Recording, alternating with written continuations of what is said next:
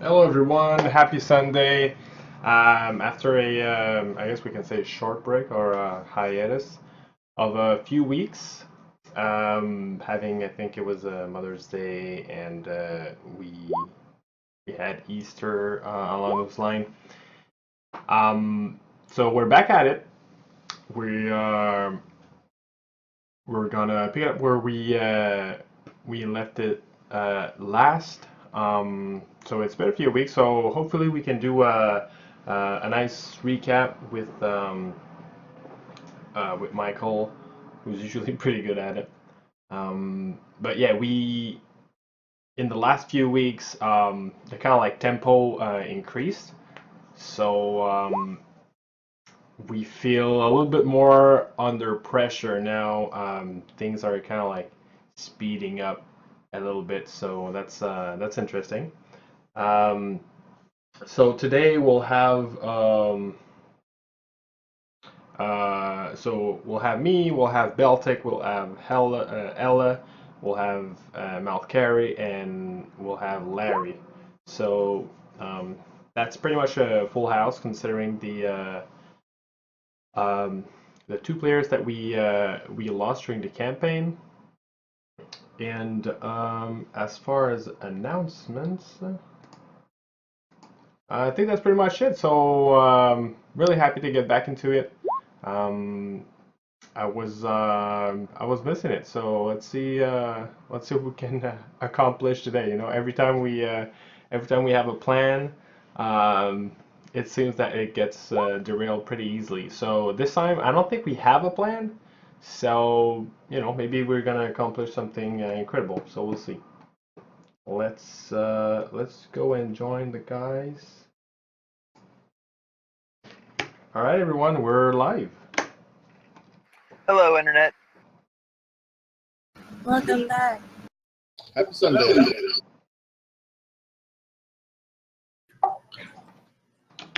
So let's go ahead and do the recap. Well, where we left off, we had a few choices ahead of us, but we decided that the first one we would go ahead and pursue is going to the Tower of Van Richten, aka. And when we got there, we were expecting to go ahead and run into Arena, but when we got there, it didn't turn out to actually go as easily as we thought. The tower has some kind of anti-magic field around it, so we were worried about if anyone had magical items or abilities that those things would be useless to us, and if we were under attack when we went there, well, things wouldn't go well for us. We did run into Van Richten's apprentice, though, and with her accompanying us, we had decided to go to the Abbey of St. Markovia, hoping to find the last of the 3 items that were in the prophecy for us defeating Strahd. When we went to the town that the abbot is actually in, though, we found that no one really goes there anymore because the abbot who lives there is quite strange. Apparently he doesn't age, and the bells go off at all manner of times, and no one really knows what's going on. So we decided to go and investigate, and when we did, we found that people and animal parts are being sewn together in these new kind of homunculi creatures, and they don't seem like hostile, but they're just not correct. There's something inherently wrong about this. And furthermore, a celestial being is what's doing this, so now we're quite confused because we would think of this as normally being sketchy at best and often an evil act, but it's being done by an ostensibly good being.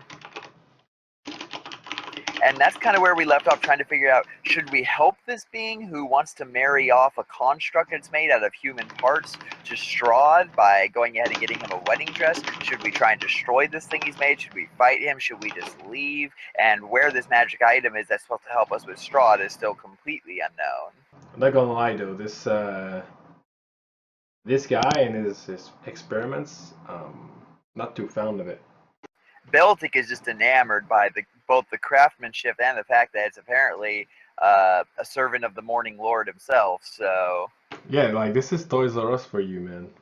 Oh yeah, this is just great. And he's like, furthermore, I mean, we're talking about like fine clothes making, which was Beltic's job back in the day before he's an adventurer. So he's just chomping at the bit for this quest.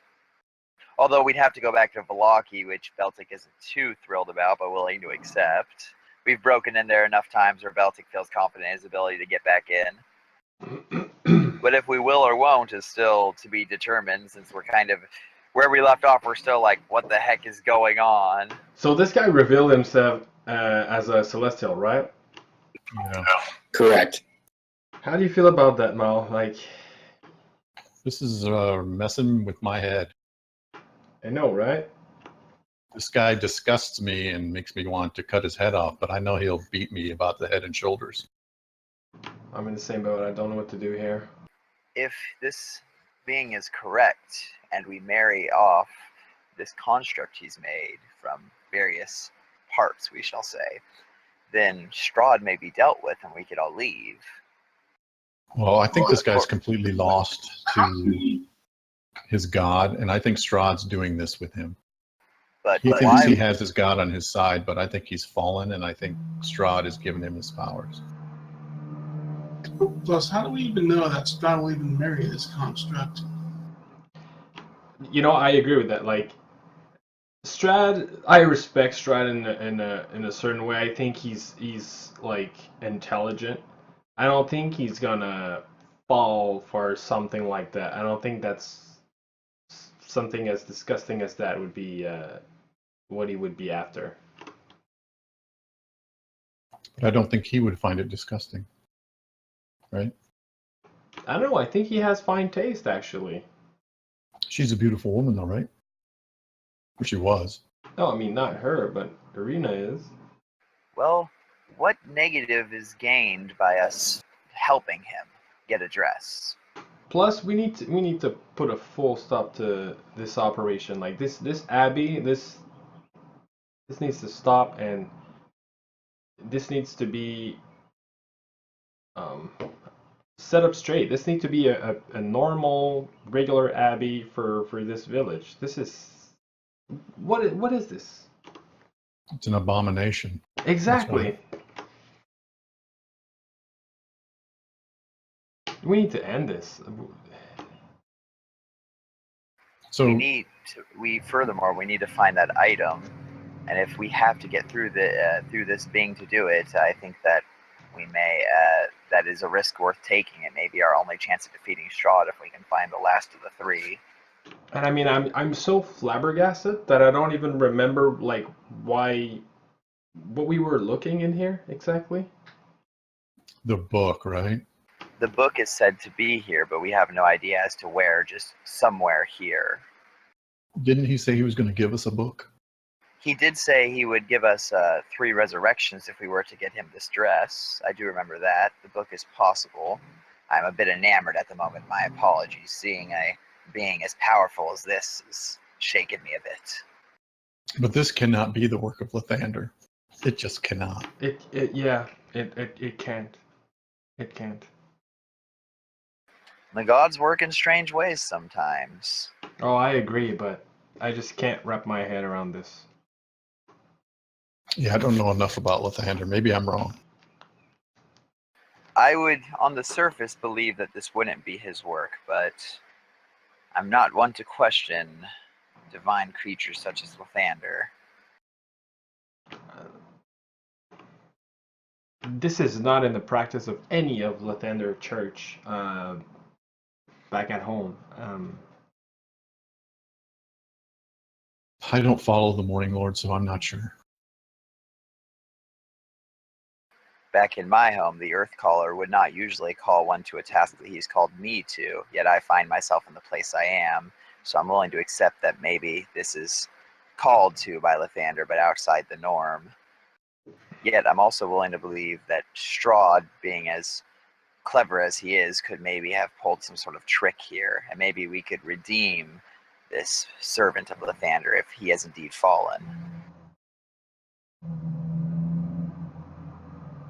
I'm unable to tell which is happening here, though. But these creatures are not undead. Oh yeah, that's right. They're not. So maybe that's the part that's messing me up. They're not undead abominations. They're just Yeah, I don't know how they're created.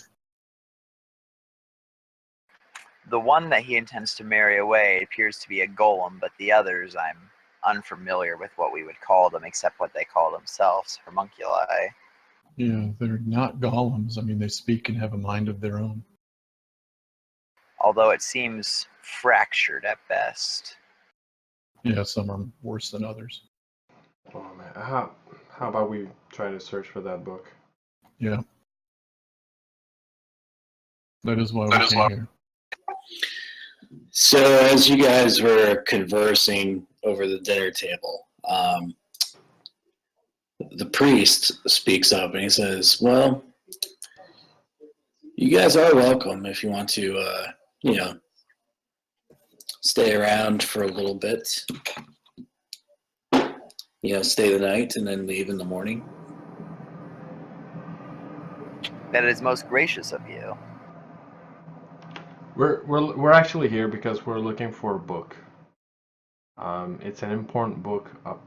I think it has information about these lands, some history, and some information about, or some knowledge about Strahd himself.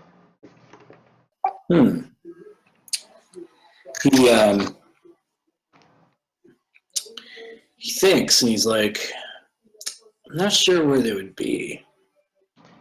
Well, there is a in the lower part of the abbey has an office. Okay. Maybe you could start there. Do you mind if we do search the abbey? Well, if we can help, we can help each other out, that would be great. Okay, well, you know what? This can be a good start. Let's start with that. We'll search over here. Let's see what we find, and then we can somewhat, I don't know, form an opinion, and maybe we can start to build trust between each other, because I think right now there's a really strange feeling with me, and I think my friends here being in this place and seeing um, these creatures or construct. So I think we'll need some time to think about it, and if we could search the abbey for this book, I think it could help us kind of like build a some sort of a trust relationship. Well, I can show you around. Maybe, this book is somewhere that, I'm not sure. If you guys don't mind giving you a tour. We'd most appreciate it. Yeah. Okay. After you finish your dinner, he gets you guys up and he says, where would you like to go first, upstairs or downstairs? You said the office was downstairs, so I think we'd appreciate starting there. He nods. I agree.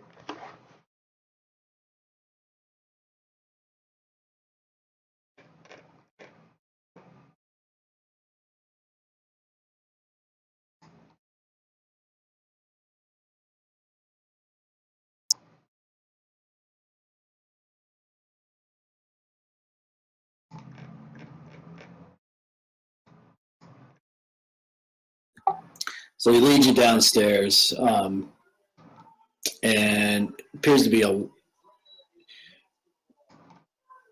like an office, and you see remains of a desk and chair that have been smashed to pieces, and you smell odors, unnatural. You hear unnatural whispers, some laughter. You see also in this room another passage going downstairs. Okay, so it goes deeper. Like deeper down. Anything in the smashed up desk? Not that you can see. Deltic would kind of like to do a search of the room a bit, just to kind of make sure that we don't miss anything. Okay. Yeah, we're looking for a book, so let's look for a book. Yeah, I'm gonna look around too, but I'm also going to ask the priest, well, like what happened here, what, because some things seems to be smashed. He says some of our patients are, people that have wanted to stay here did some damage to this. I see. A lot of the people that you see in here, Edwin, are people that obviously are mongrel folk and aren't necessarily right in their thinking. Okay. A sad thing, these mongrel folk. But I think I do understand now more than before. So go ahead, sorry. So out of character, actually, I would be okay with this. I follow the Leaf Lord, and his best friend is the Centaur Lord, which is kind of a mongrel folk. Yeah. I'd be okay with this. So you call them mongrel folk. They don't necessarily all come from here. They come from different parts and then they take refuge here. Yes. Some unfortunately were created, some were not. And what I mean by created was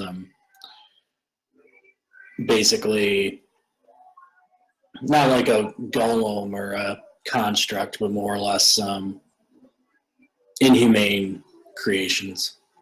Okay, and these are not necessarily like your work. Not all. But some are. Yes, some I've tried to, write. So you're providing a shelter for the abnormal. Yes. Okay, see, we're getting somewhere. We're getting Yeah, somewhere. it's kind of a haven. Yeah. And you're also a skilled golem maker, it would appear. He nods. He says, my bride is, of course, not all there, but, I make do. Is she made by divine power, or is it something that a mortal could learn?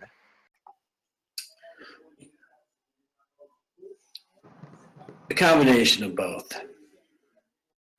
Drat. Well, so it is.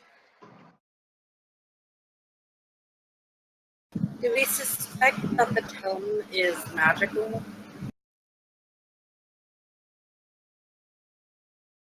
I just assumed so. If it will help us defeat Maybe not. Strahd.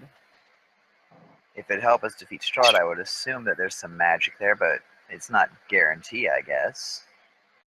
Maybe it's just an embarrassing selfie. Well, if we can allow me 10 minutes, I can do a ritual of detect magic. Oh, never mind. Wait, maybe. No, I can't. I have dispel magic, not detect magic. Well, if you have, you're not, yeah, that's right, you're not a wizard. Yeah, we left our wizard back in Vallaki. Okay. Well, if we rest overnight, I can learn that, right? I think so, yeah. I'm cleric, so. And do we find anything special in this room? Out of the ordinary, something that would catch our attention? And are these windows that Yes. Remember the way the abbey is, it's on a hillside. So even though the downstairs... So these windows... Yeah. It's like these windows overlook the town? They overlook the, not the town, but the outside of town. Okay. All I see is black. Oh, you don't see the light, Mary? For some reason, my map's not coming up. So, bear with me for a second. If we rest overnight, then I can learn locate object too, and we can find it that way. Oh, shit. The only negative is that that's one less night we have to save Arena from the clutches of Strahd. But it may be the risk we need to take, because we're going to need this tome. Yeah, I agree. I think finding more of those items would really help. And once we've procured this one, we'll have the last of the 3. Then we just need to find our ally and go to the place where we will find Strahd. My worry is, will it be possible to do this in time to actually save Arena? It seems doubtful at best. I think Irina being with Strahd is actually buying us time. Yes, his attention is most likely focused on her and the wedding he plans to have with her. I just hate letting him have what he wants. Well, if I use locate object, I've never seen this, so it makes it harder. It will just tell me where all the books are at. Oh, that still narrows it down some. Yeah. That is assuming that it is here. Yeah, exactly. We follow some hints, but He says, let's continue, if you guys don't mind. sure, go ahead. I'm having issues loading the map, so we'll have to use a little bit of theater in mind. No problem. It's my favorite theater. Nice. He basically leads you down a corridor, and you see multiple doors behind which lie creatures that shatter the quiet with their mad cackles and whispered curses. The stench is very overpowering. And as you guys head down, you see basically a room that was once a shared bedchamber. The furnishings have been destroyed. Inside, you see 3 shrieking Mongols cower in the shadowy northwest corner. One of them cradles something shiny. They all seem to act differently. Some come up and curse at us, and some cower at our presence. Quite strange. So let's try to get a look at what they're holding. Edwin's passive perception basically gives it off. It looks to be a candlestick. Seems to be a candlestick. Who knows? Maybe it's an important item for the poor creature. I'm just wondering if maybe, well, we'll see. It could be anything. Could it be key or anything important? Oh, I got no reason to take the candlestick from him. Nope. Okay, so as you guys continue through, So as we see these, so the cower in fear, do they seem hurt in any way, or could I help them? That's what I'm asking. they don't seem to be physically hurt. It's more mental. He says, let's continue through. Certainly, to be out of this hallway would be best. So he continues and brings you to basically a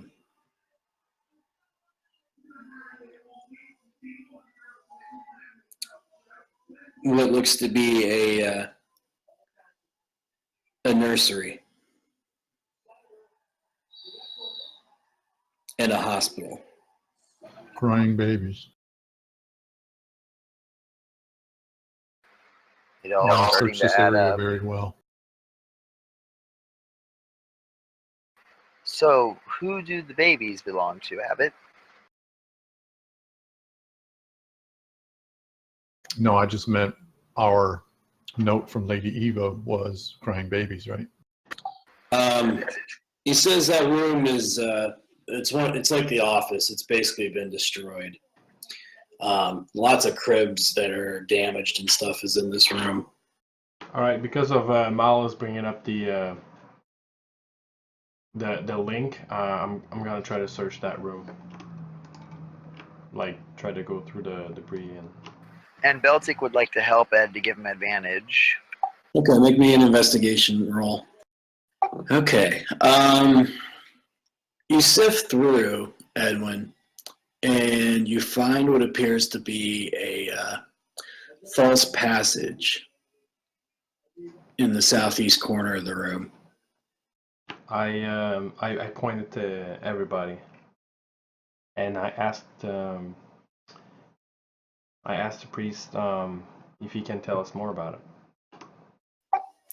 Since this is new to me. Really? Yes. From what you can tell, Edwin, this passage has been undisturbed for quite some time. Should we investigate it? Should we?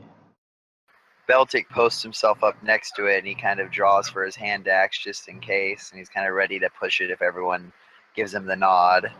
Yeah, I'm very curious about secret doors in an abbey. All right, Larry, do you mind? What do you want me to do? Try to go through. Sure. I'll be right behind. I just As Larry goes up, Beltic will try and kind of push it open for him. If it'll move naturally, that is. If it takes a bit of budging, then he'll let Larry do it. I think I got it. Yeah, I started to push it a little bit, and Larry just knocks it open.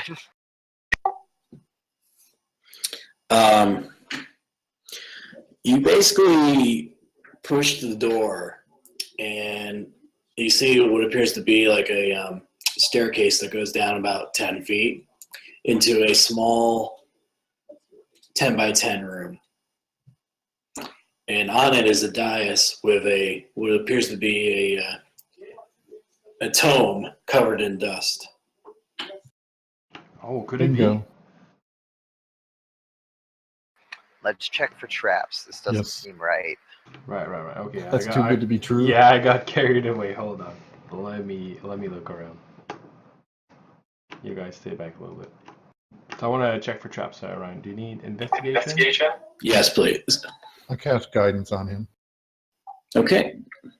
D4, right? Correct. Does anyone want to assist him? I think Beltic was, just because Beltic was saying, like, hey, we all need to stop. Okay, you roll a 20. Basically, you don't find any traps. I think this place is fairly safe for what I can see right now. I'm sorry, you do find a false bottom underneath the dais. Oh, wait. There seems to be a false bottom right here. Maybe not a Beltic trap, took but one something step more forward and interesting. then stops. Let's check out the false bottom. Inside, and there's no traps there. Inside, you find a identical copy of the tome that's on the dais. Oh, that's odd. And you're sure there's no traps on this one? And Beltic points to the one that's still on the dais. I don't find any. What about magical traps? Yeah. Well, for that, and then I turn on to Ella and Mel. I would have to sleep. So I'm thinking the book on the dais is a decoy, and we should take this hidden book. I mean, it would appear so. Oh, nice. It dispel magic. If there isn't now. Well, Oh, depending on the level of the spell, if there is a magical spell there. is there any indication that that spell had any effect? Actually, why don't we ask the priest? Maybe he can detect something. He says there's no magic. Well, that's Beltic will kind of cautiously, because he's still a little bit worried, kind of climb up the dais. Since he's only 3 foot, I imagine he has to actually get up there a bit, and like quickly grab the book and move and like kind of jump back with it. The book on top of the dais? Correct. All right. It sticks onto your hands and it tries to attack you. Oh, damn. Nice one. And there it goes. Okay. And we're off. 12. No, I'm good. Okay. Let's roll initiative. You put a book on a dais. Adventurers can't resist that stuff. I knew it was coming. I was like, is it a spring-loaded thing or something? But no, it's a mimic. A fast one at that. Damn. Give me 1 second. Hello, everyone. Welcome to On a Roll. This week, Beltic loses an arm. Alright, this place is growing on me. I don't think I want to destroy it now. Can we domesticate the mimic? I mean, this place is trying to grow onto me too, and all Yeah. over me. But we did snatch that hidden book, right?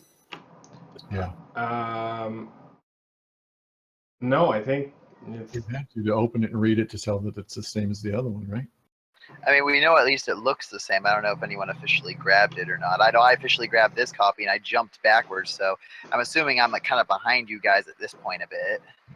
I'm just gonna gang up on it, beat it to death. I think Larry picked it up before you did that. The book in the bottom, not the dice. I thought, The real book. that's my story. I'm sticking to it. Yeah. That's what we're telling the cops anyways. Yeah. This story happens to be sticking to me at this point. It's been a while since inanimate objects have tried to kill us. It's good to go back to the classics. Yeah, fond memories. Oh, Werble. Werble! Well, hey, if this thing takes your arm, hopefully it takes the one with the eye on it, and then I can just patch you up with a new arm. Yeah, I guess that is a somewhat good question. Is this thing trying to, like, if it grabbed the hand I was grabbing with, I probably would have grabbed it with my right, since my left hand was holding the Tomfa axe. So it's on my right arm at this point. Yeah, so if it ends up chopping the arm off, there goes the tattoo as well, the brand. That's not a solution I envisioned. Yeah, you're really trying to get your arm taken off? Not particularly, but I mean, if it happened, she just pointed out a silver lining, I guess. Yeah.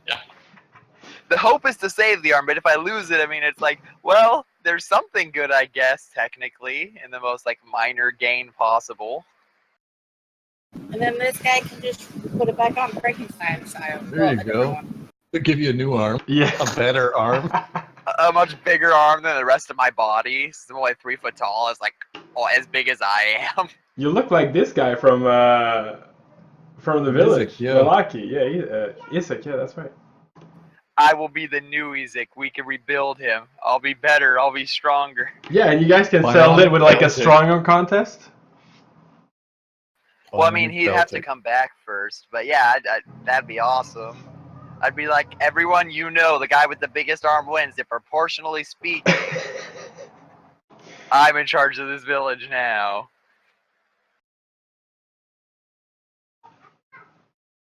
But no, we've already have someone in charge of that village for now. So. Sorry, that was a surprise visit from my in-laws. All right, so let's go ahead and roll initiative. Did you tell them you're in the middle of summoning demons? That always goes over well. Yeah. All right, the book's going to attack first. Oh, with a 16, yeah. Yeah, he'll be right after me. 1 second, Larry. Yeah, Roll20 has been super slow for me as well today. I don't know why. Okay, so it's not just me then. Ah, there you go. Growing pains, I guess. I hope Ismark can handle Blocky well. Uh, That'll. Okay, so you take 8 points, and you are grappled because of the adhesive. Ew. It's sticky. That will miss, I imagine.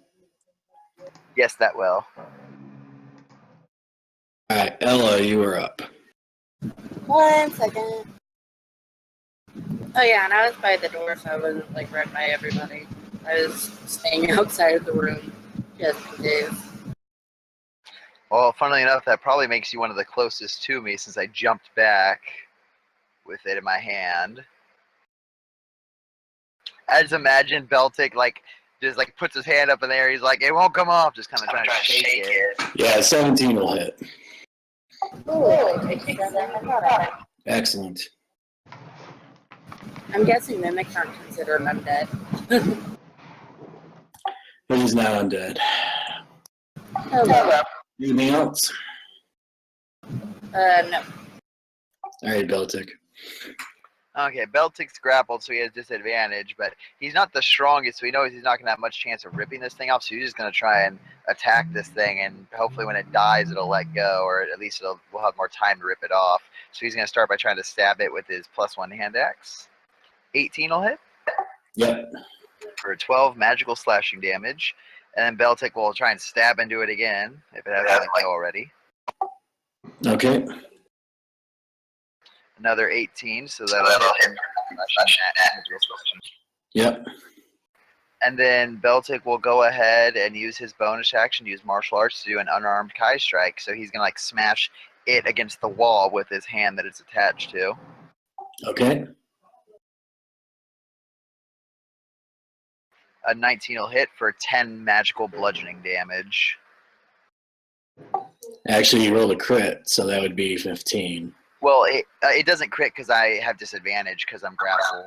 Oh, yes, that's right. So it would be 10. Okay. I wish. I mean, I'll take the extra 5, but No. Sorry, I forgot I was grappled. Anything else? not a problem. After that, no, I'm just kind of, if it's still alive and still holding on, Beltic's a little freaking out. It's like, I won't let go. All right, Larry. Oh, he's 18 got is the good. blade. Nice. Sunblade! That'll hit. Oh, now it's toast.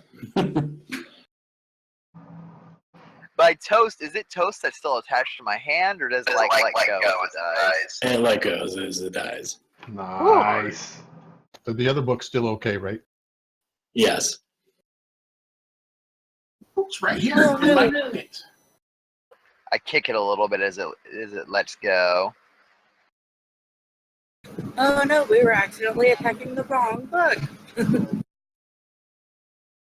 Beltic checks his hand to make sure it's not singed or anything, and then kind of looks at Larry kind of sheepishly and then goes, "Thank you."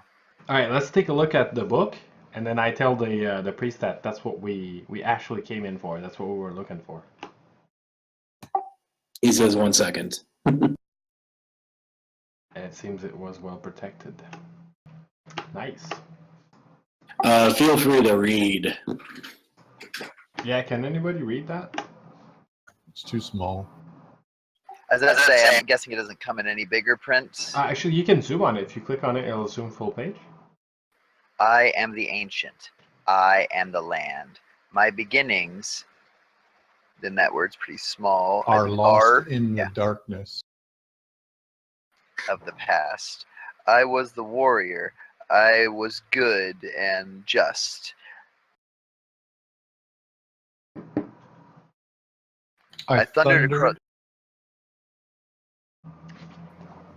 across the land like the wrath of a just God, but the years and the killing years wore down my. Hang on. I can blow it up. I got something better. Click on that link. But the years in the killing year, the war years and the killing years drown my soul as the wind wears stone into sand. All Has somebody goodness. transcribed this on the internet somewhere? Yeah, he just posted a link to it. Ah, nice. All goodness slipped from my life. I found my youth and strength gone, and all I had left was death. My army settled in the valley of Barovia and took power over the people in the name of a just God, but with none of the God's grace or justice. I called for my family, long unseated from their ancient thrones, and brought them here to settle in the castle Ravenloft. They came with a young brother of mine, Sergei. He was handsome and youthful. I hated him for both. From the families of the valley, one spirit shone above all others, a rare beauty who was called Perfection, Joy, and Treasure. Her name was Tatiana, and I longed for her to be mine. I loved her with all my heart. I loved her for her youth. I loved her for her joy, but she spurred me. Old One was my name to her. Elder and brother also. Her heart went to Sergei. They were betrothed. The date was set. With the words, she called me brother, but when I looked into her eyes, they reflected another name, death. It was the death of the age that she saw in me. She loved her youth and enjoyed it, but I had squandered mine. The death she saw in me turned her from me, and so I came to hate death, my death. My hate is very strong. I would not be called death so soon. I made a pact with Vol, a pact of blood. On the day of the wedding, I killed Sergei, my brother. The pact was sealed with his blood, his divinity. I found Tatiana weeping in the garden east of the chapel. She fled from me. She would not let me explain, and a great anger swelled within me. She had to understand the pact I made was for her. I pursued her. Finally, in despair, she flung herself from the walls of Ravenloft, and I watched everything I had ever wanted fall from my grasp forever. It was 1,000 feet through the mist. No trace of her was ever found. Not ever I know her final fate. Arrows from the castle guards pierced me to my soul, but I did not die, nor did I live. I became undead forever. I have studied much since then. Vampire is my new name. I still lust for life and youth, and I curse the living that took them from me. Even the sun is against me. It is the sun and the light I fear the most, but little else can harm me now. Even a stake through my heart does not kill me, though it holds me from movement. But the sword, the cursed sword that Sergei brought, I must dispose of that awful tool. I fear it and hate it as much as the sun. I have learned much, too, about this land of Barovia. Ancient are its ways, ancient beyond the knowledge of the simple folk of the valley. Ancient saints dwell in the valley long before my coming. The three hidden fames still give tribute to their memory. I visit the swamp fane, the forest fane, and the mountain fane, and claim their powers as my own. Their servants now serve me, and thus I have become the land. I have often hunted for Tatiana. I have even felt her within my grasp, but she escapes me. She taunts me. She taunts me. What will it take to bend her love to me? I now reside for Hallow Ravenloft. I live among the dead, and I sleep beneath the very stones of a hallowed castle I despise. I shall seal shut the walls of the stairs, that none may disturb me. Vol has called in her last favor of the bargain. I am to bring King Kartus to Castle Ravenloft, as she also has dealings with him. The transformation to vampire was not smooth one for my king. Vol triggered his bloodlust, and he slew his wife and half his retinue. One wonders how he can rule in this state, but Vol has how bound us to the Dayheart. The war has proven to be an interesting distraction. It has been a long time since my death and rebirth that I have felt anything but anguish for my lost Tatiana, but my pride in my troops and my victories on the field have elevated my heart to fight fiercely for the honor of Karanoth. Interesting, King Karthus, not known as King Karthus I, but resurfaced, has the new king, now dubbed King Karthus III. The last entry is dated 2 years ago. Betrayal. Karthus must lie in rotting filth in his coffin. How could that bastard surrender? Does he not realize what happened to Sira could happen to us? And this is all titled The Tome of Strahd von Zarovich. Interesting. Long There's some time important pack there. information in there. So, Sergei is the spirit in the sword, right? Yeah, It doesn't appear it was to his be sword, right?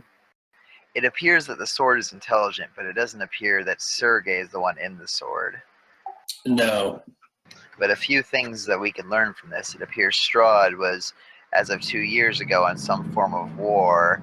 That stakes will not kill him, but they will stop him from moving. Yeah, so we need to figure out And that what Vol is and who is King Caius. Vol. So do I know who Vol is? Um, Now I that do, but I don't know if my character does. yeah, your character probably won't at this point. Vol seems to be some kind of pact keeper from this writing. Maybe some sort of demon? It doesn't seem outside the lines of reason, and it seemed to have turned Strahd into a vampire. Some form of ritual did. Is that how vampires are normally created? I thought it was through bites, not rituals. So vampire thralls and vampires, two different animals. Ah, forgive me, I know very little in the ways of these things. And I'm interested by this war that's mentioned as well. It seems like it must have ended 2 years ago with the surrender of his opponent, and he was not happy about it. Not only does he seem to potentially miss the war, but also he seems more upset, like it is affecting him in some deeper way. Like it affected someone previously, and he's worried it'll happen to him as well. With my background as a soldier, would I know anything about this war? Thing is that it was a war in this realm, so. But it seems that King Caius was actually fighting Strahd for a while at least. Well, I think Strahd took over this land, right? From Caius. And like, what about the Fane? What does this mean? The 3 hidden Fanes? Swamp I'm Fanes, not Forest sure, Fane? but yes, he seems to have somehow gained the power of these individuals or places or whatever they are. And what is the Day Heart? It is bound to Strahd at this point, but I thought Day hurt him. So there's an ancient saint in this valley somewhere. That's important. Not sure if that's the same bones we found, right? I don't know. This part is very, very. Maybe the priests know more about these things. I think we should be very careful, though. If this book is written by Strahd, how do we know it's earnest? After all, there was a trap leading up to this book. How do we know the book itself is not filled with misinformation to throw us off track? Yeah, it could be self-reflection, tainted on purpose. I wonder if it'll be possible for me to do an insight check on a book. So he has some power over the swamp, the forest, and the mountain. Yeah, that's what this seems to suggest. Yeah. Plus, we know now that Tatiana actually killed herself before they got married or before they got together. So that's why this seems legit. Well, Maybe- yeah, so he killed her husband and then tried to marry her, right? And she Yeah. killed herself. But we always knew Tatiana as being the wife of Strahd, but this tells another story, and that's why it seems to be legit. It seems to be a kind of like accurate. My worry is that Strahd is very cunning. Perhaps he laced some information in to draw us in and then gave us others to put us on the wrong track. Well, I didn't think she was the wife. She was the beloved, though. Okay. But if this information is good, it tells us a few pieces of inquiry we need to know. That stakes, I guess, will harm him but not kill him, and that apparently the way to get to Strahd is blocked off. He said he sealed up the stairways leading to him. Yep, that's important. So we may need to bring some form of tool to deal with them or find some alternate route to him. But if there is an alternate route, it seems like Strahd would probably know about it if he is the land. So I think we may need to prepare to dig. Yeah, so yeah, somewhere in his castle is an old staircase that's been walled up. That's where he's at. But up or down? Staircase leading up or Yeah, it leading could be down? anywhere. Yeah. He said beneath his castle. Yeah, he did. He said beneath the very stones. Well, So it must be below. hold on. There was a mention of an access from the water. Perhaps that may be Yes, our an true way alternate in. entry, right? Yeah, and that seems to be directly at the bottom of the castle. So maybe this is a shortcut, actually. I can scout it out. I do have the ability to breathe underwater, gifted to me by, well, let's just say an item. So, okay. Now the picture is a little bit clearer, and I'm starting to see like course of actions and options here.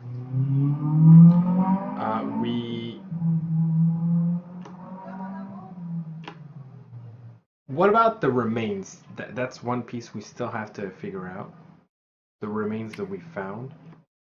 Yes, if we take it to the Amber Temple, we were told that the Amber Temple can resurrect anyone from any condition, no matter how long they've been dead or how little of them is left. Yeah. If this person actually slew Strahd, it'd be of great benefit to have them on our side. We also are missing the ally who is supposed to help us defeat Strahd. Well, so if it can resurrect any, what about that saint? True, if we were to get the bones of that saint, although it would desecrate the church that we currently have Ismark in. But if you can bring a saint back to life, holy moly. It could be worth the risk, and while we're there, we could pick up the dress that we could give to the abbot, thus securing us some resurrections ourselves. We may be needing those. He said he'll give us 3 if we should bring him a dress that should be suitable for his construct. Well, There was a wedding dress in Wachter House. And since we are on good terms with the new burgomaster of Vallaki, I think that it should be quite easy to go and claim it for ourselves. Yeah. Plus, you think his son has finished copying that tome we left him? Oh, right. Sorry, in-laws were here. Perhaps the teleportation circle will be completed too, increasing the speed at which we can complete our tasks. Yeah. okay, so I see a few things here. What if we visit the how did you call it? The temple? The Amber Temple. The Amber But Temple. if we go there, I don't know if we can resurrect more than one person, and there's currently 3 candidates. There's the bones we have, the bones of the saint from Vallaki, and furthermore, the Dusk Elf, the sister of the one who told us about the temple in the first place. And we may only be able to pick one, perhaps more, but we have no evidence either way. Well, if we have 3 resurrection spells from this guy, But I believe that we can ask the abbot, but I think that they are just a standard resurrection spell. These bodies seem to be long past due for that. not all of them though, right? Well, Resurrection itself is good for 100 years? I don't remember. Well, let's ask him. Let's show him the bones. Let's see if he can help with the bones.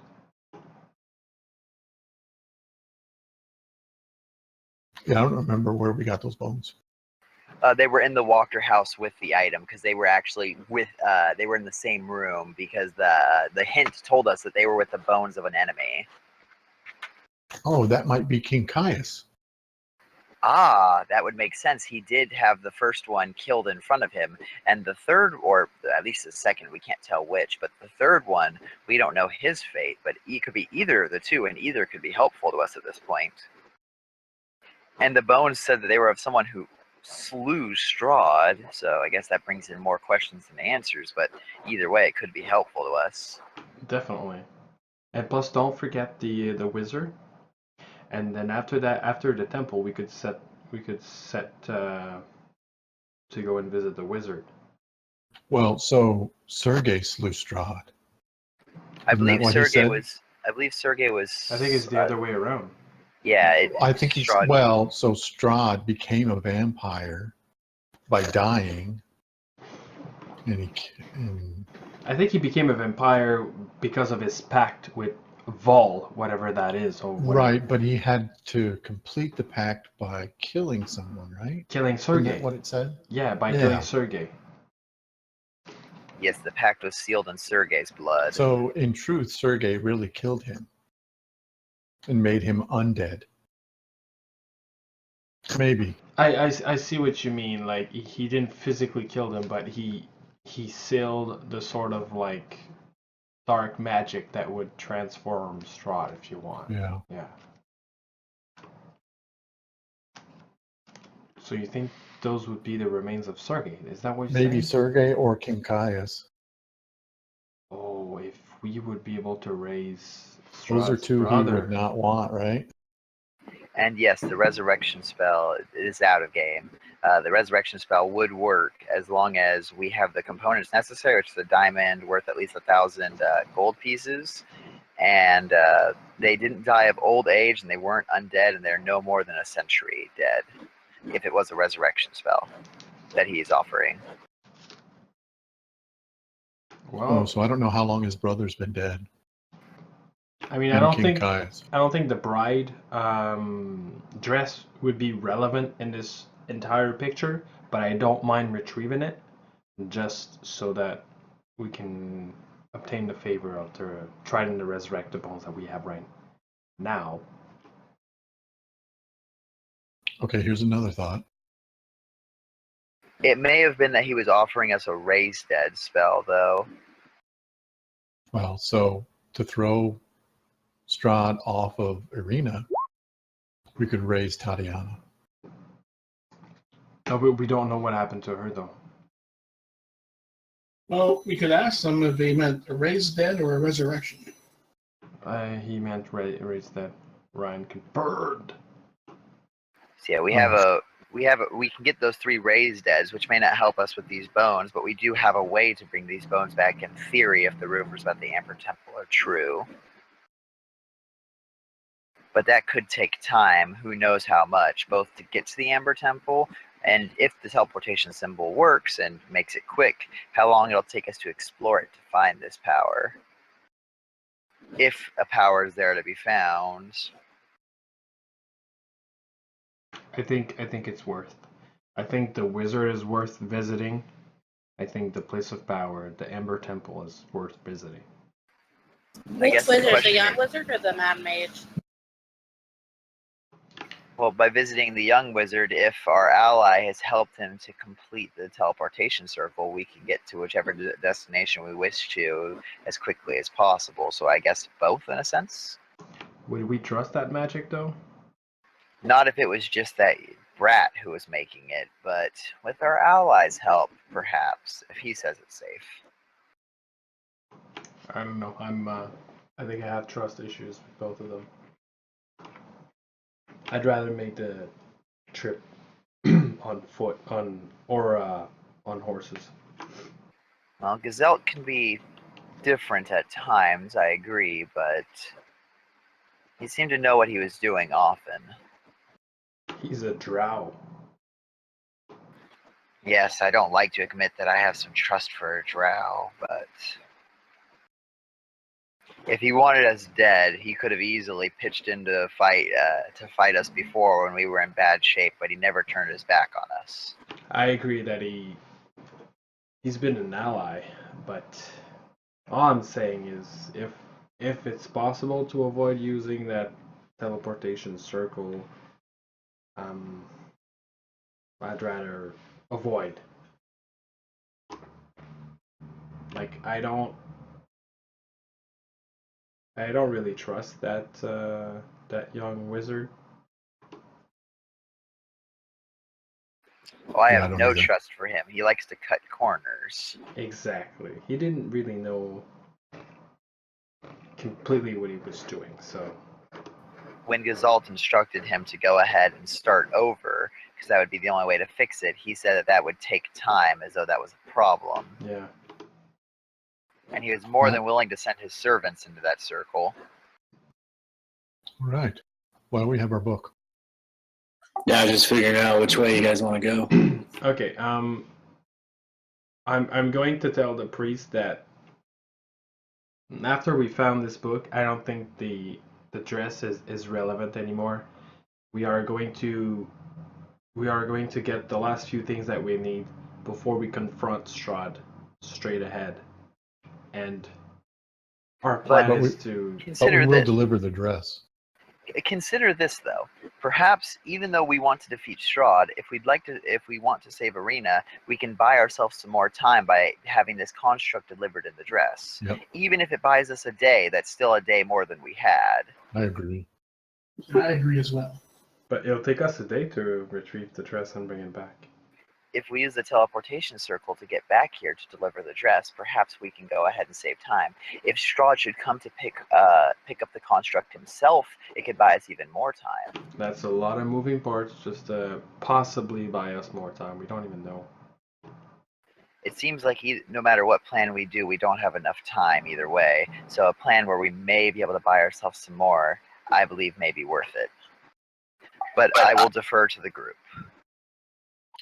Priest is like, maybe you should visit the pool once more before you leave. With its rancid water, no thank you. Delicious. All right. What can we do to help your abbey? I came to the conclusion that it's not the place that I thought it was, and maybe we could help make it a better place. It looks like it was a little bit let go, and it wasn't maintained. So we have like pressing matters right now, but I think I'd like to be able to help you make this place a real a better abbey, like something that Yeah. people would. The townsfolk fear you. Yeah. So can we help with that somehow? Well, if you're heading to the castle, at least drop her off. So you really want us to deliver her, right? Yeah. So she could come with us to pick up the dress on the way to the castle. That would be great. Beltic is a little over anxious to have this construct going with you guys. Be dangerous. I will protect her with my life. Oh my, here we I go. bet you would, Yeah. Creeper. Yeah, it's creepy. I just admire the craftsmanship. Right. Yeah, right. And Abby, did you perhaps keep any notes on the creation of this construct? Now, the more I think about it, I think Baltic wants to get that dress just so he can keep the dress and her for himself. I think he wants to wear the dress at this point. after we defeat Strahd, he wants to keep the bride for himself. I see how it is. Well, I mean, we can't let Strahd have something so magnificent, obviously. It's just a ploy. We'd have to go ahead and rescue it after. Alright, I see how it is. And if no one wants to take ownership of it, I will take on the task if necessary. He'll take the burden. Yes, exactly. I wonder Alright, if she could become a vessel for what? another. I'm just thinking out loud, necromantically. Yeah. Alright, I think we Curious. need to get moving. Do we want to go to the Amber Temple? Do we want to retrieve that dress for Baltic? Or do we want to try and seek the Mad Wizard? I would think that Velaki would be a good place to stop, and we would be able to get the dress there, and from there it'll put us in a good position to go to either of the two. The temple or the wizard. And if we were willing to take the risk or found it necessary, we have the teleportation circle nearby, or maybe can pick up horses at least in town.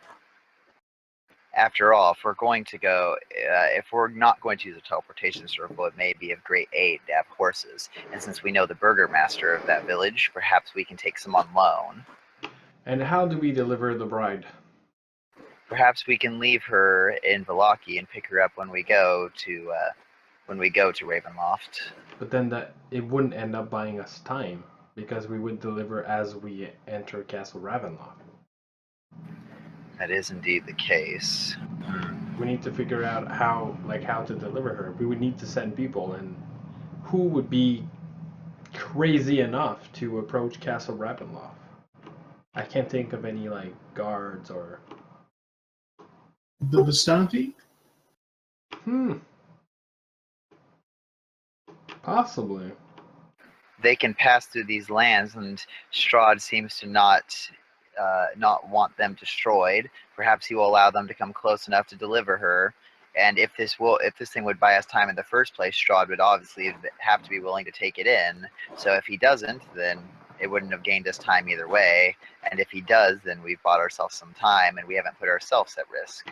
Although we need to try to convince the Vistani, and they're, you know. We brought one of them back their daughter. Perhaps they'd be willing to go ahead and do us this one favor. Yeah, True. they are in our debt. True. Furthermore, Strahd likes to call himself the Land, and he seems to know what's going on in it. I'm sure if he knew that this construct was on the way and he was interested in it, he would keep an eye on it. Perhaps that would buy us some time along the way before it even gets to him. Didn't they call themselves the people of the land or something like that? Yes, the Vistani seem to see themselves as the Land in some capacity as well, and they do have the ability to transverse it and even leave it, so their claim is well founded. That kind of puts them in line to be Strahd's people. I just have a distrust of them overall. Mm-hmm. I think it's fair. They seem to play both sides of the fence. Madame Eva has given us information to get us tools that will undoubtedly help us against Strahd, but they don't seem to be willing to help us all the way either. It seems like they just want to end up on top no matter who wins. Also, let's not forget, we have some hags to deal with. Oh, yeah. Yes, Must of erase course. that embarrassment. Oh, yeah. I was hoping once we got this Mad Mage, as they call him, on our side, maybe he can collapse their tower on top of them. He seems to be very powerful. Alright, which direction? If we're going to go with the plan with the construct at all, it requires us to first go to Vallaki, so I would say we should start there. The construct is kind of a last minute thing, no? If we're going to get time, we should get it as quickly as possible. Arena has very few days ahead of her where she is not undead. If we want to buy her time, we need to work at it now, not later. Okay, let's... Wait, how do we know that? The invitation Strahd sent us to the wedding, and Van Richten confirmed that at the end of the wedding, Arena will no longer be human. Oh, right. She left, right, of her own accord. Yes. I believe she is probably being controlled. Strahd did it once with me, and my people are known to resist such techniques. So of course Arena fell to it. I think the remains are possibly too powerful to pass, and I think... Yeah, I think so too. I really want... If anything, like the Mad Wizard is a wild card, and I'm willing to, you know, let that go. But I think the remains, it's potentially something so powerful and so helpful. Yeah, I think it might be an end game changer. Yeah. I think we should set straight for the Amber Temple, because I think it's south of here. Yeah, do we even know where it's at? I think it's south in the mountains.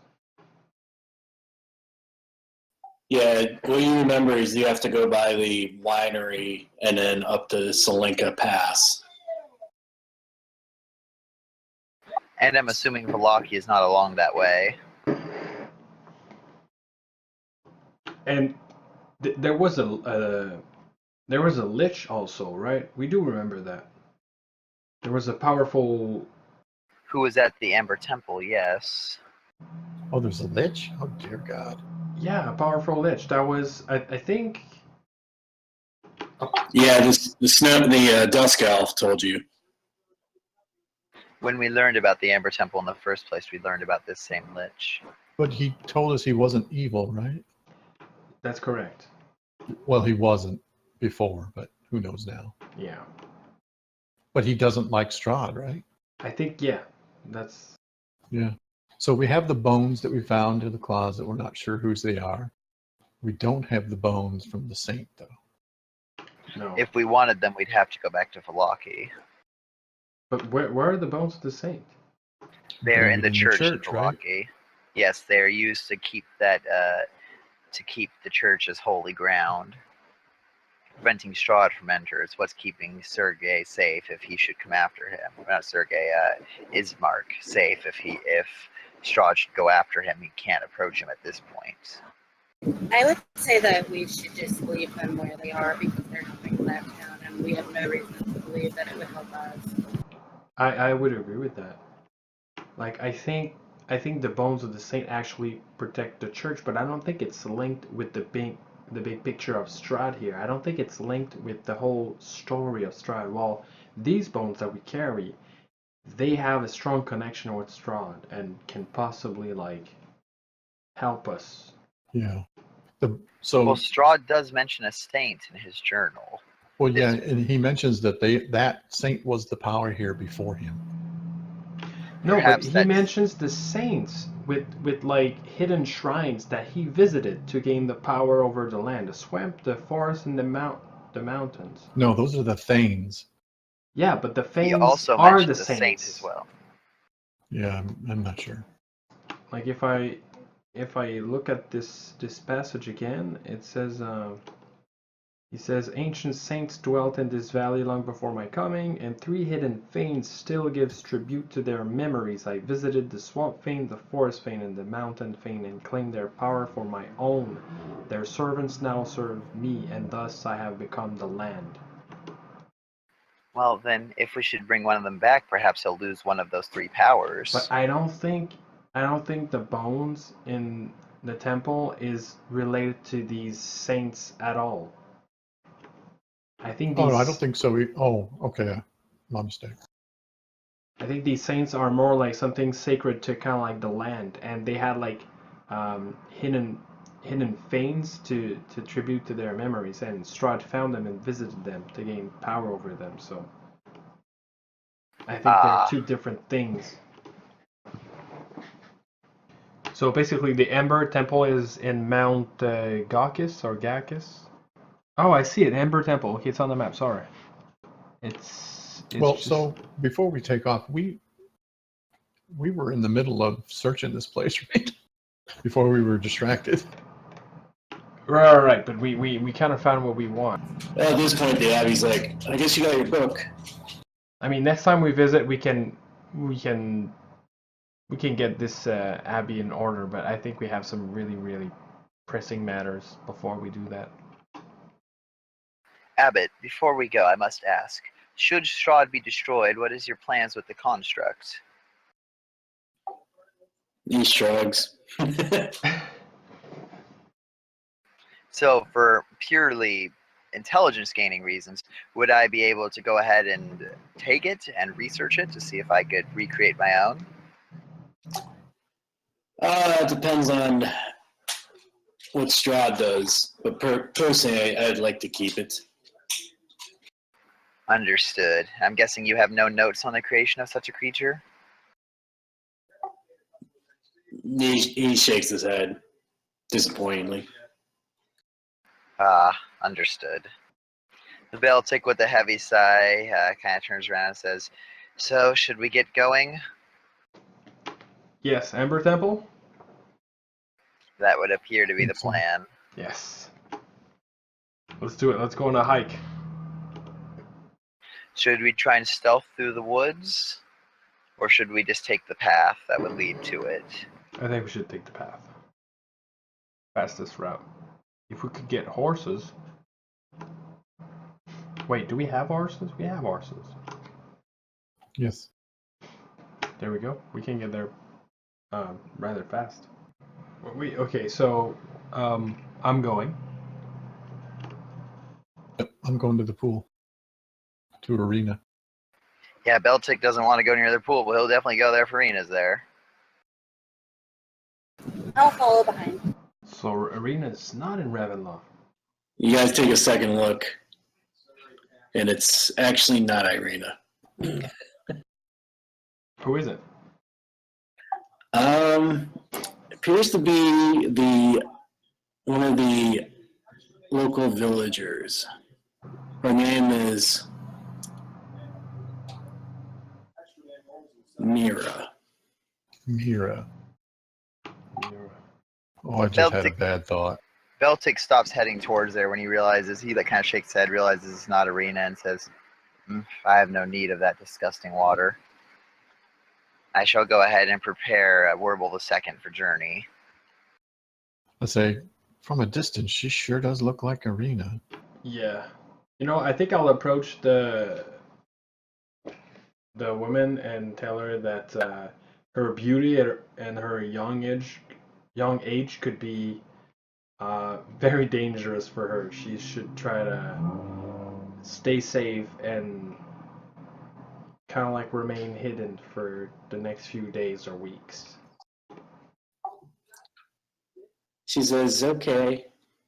And then you see her run into one of the houses. Mommy! Can't even go out and get some water in Ravenloft, man. I mean, someone could get like some really crazy idea to kind of like. I'm already there. Okay, Ed, you're being creepy. I'm feeling bad about myself right now. Right? So you see Yeah. what I mean? Like somebody could Bait kind of like, switch. yeah. So yeah, she should stay. Yeah, not one life for another. Not acceptable. Exactly. She should stay hidden. And I That don't mind sounds being. so creepy. It is creepy, but I don't mind being that guy if she survived. We don't need more victims here. Yeah. Well, I just mean like that's just. It's just like thinking about that compared to like real life. Like, hey, you're really beautiful. You should stay inside so you can be safe. Well, hopefully I scared her so much that she won't, like, nobody's gonna see her and nobody's gonna think of, like, sending her to Strahd to, like, She appease never him. leaves the house again. Well, I'm gonna come back. I'm gonna tell her that now she can leave and then, everything's okay. And Here I am, the man, to tell you that you're now allowed to leave your house. yeah, maybe I can bring, like, Irina and be like, listen, like, you look like her, and then I can explain the whole thing, and then I can kind of, like, she can have a normal life instead of being, like, scarred for life.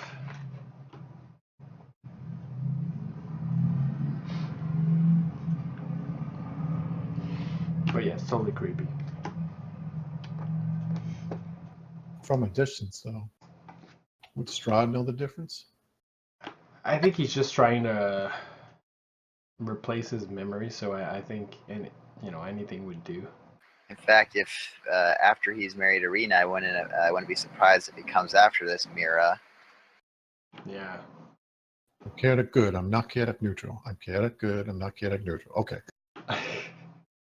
Got got it. Stop thinking like it. that. Yeah. I knew one of us would go there. And if we were going to try and make a swap, the construct would have been better. Its beauty is obvious compared to the Arena and this But it's near fake. doppelganger. It's fake. Like Yeah. Strahd wants the real thing. He knows. He can see through that.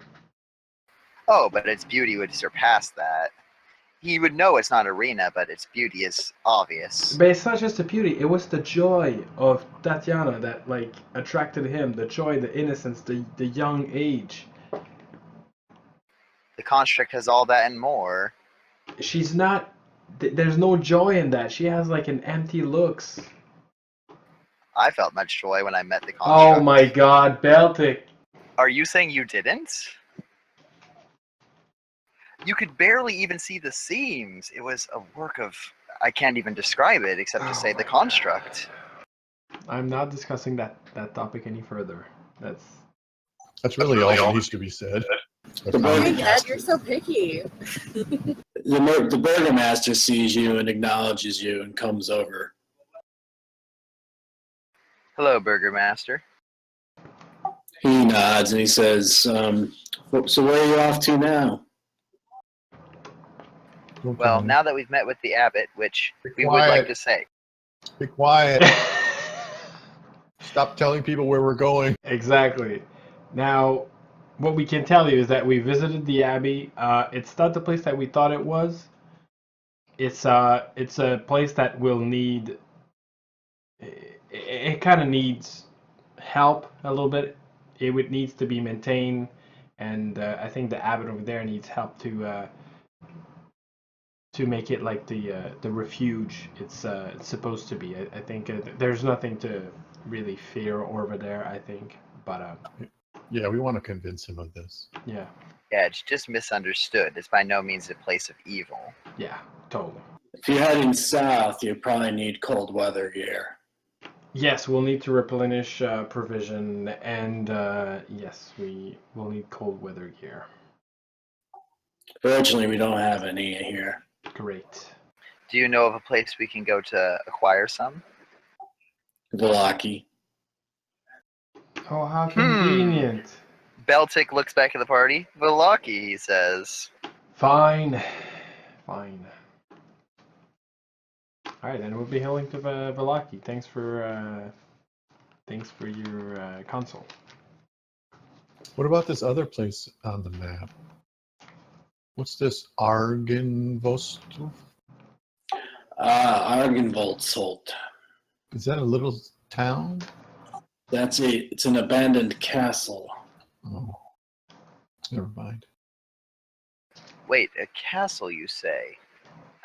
Perhaps to a previous king of these lands before maybe even Strahd. If the bones we have aren't of who we think they are, perhaps we can find them there. They're of the Order of the Silver Dragon. Oh, I remember someone mentioning something about that. Yeah. They said it was a real silver dragon, didn't they? Did it live there or something? That is what we were told. If there is a dragon there, and a silver dragon at that, perhaps we could find an ally there. Yeah, that would be an ally, but... So do you know what happened with the order, or...? Legend had it that Strahd disposed of many of the soldiers. Oh, that's sad to hear. Lord Argenvost was the dragon. Do any know of his fate? Did he make it out, perhaps? No, Strahd hacked him to pieces. His skeleton is inside the castle as a trophy. Inside Castle Ravenloft, I presume. He nods. It would be great to So- resurrect a dragon, Beltic kind of whispers to himself.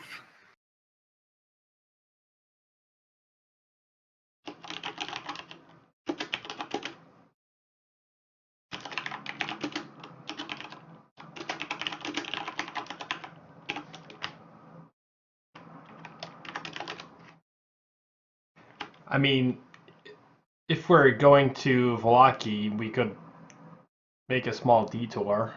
Maybe visit it, I don't know.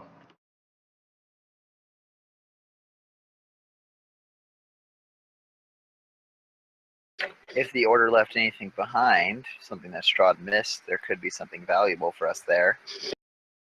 Or actually, we could hit it on the way south. We could go to Velaki, get the, replenish supplies, rations, try to get some cold gear, and then make a stop on the way, on the way to the Amber Temple. Yeah, we could take that path up. There's a couple of paths there that run next to that place. And if we're heading from Velaki to the castle, we could also meet up with the Vistani camp and drop off the construct in its dress. And that way they can deliver it over to Strahd. Yeah, I think we got something here. All right, let's do it. I thank the burgomaster for the hospitality. I let him know that if we can, we'll be back and try to help bring back the abbey to its more glorious days. When Ed starts talking to the burgomaster, Beltic starts running up the hill back to the abbey because he knows we have to go pick up the construct again. And Beltic seems to have a lot of spring in his step. And when I get up there, I want to explain to the abbot that we actually are going to go ahead and deliver the construct in its dress to Ravenloft. We're going to have the Vistani bring it up like we talked about before. That we did make sure we can find time for it to happen very soon. He says, "Oh, but can you trust the Vistani? Why wouldn't we? Some are affiliated with Strahd. But you trust Strahd to change, and you say this thing will change him. Why wouldn't it change them?" Fair. I feel bad calling this thing a construct, though. It is of such beauty. Does it have a name? Me. Hermy. Acceptable. Does it have any commands I should know about? Any words we should avoid saying around it, perhaps? Oh, no, you're not commanding that thing. It's creepy enough as it is. Although, if it carries stuff, it could be good. Like a mule? If it feels threatened, it will attack. Warble 3? Horrible the third. And how must we maintain it? Is there any steps we need to take? Any rituals we need to perform? Checking. He's not thinking of keeping it for himself, is he? I'm sorry, it's Valeskia is the name.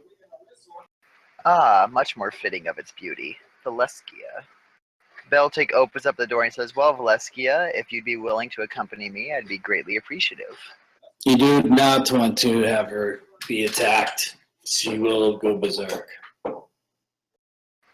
So prevent her from taking wounds. I will So she do can that. fight. Excellent. I jot that down. Oh, did the rest of the party come with me?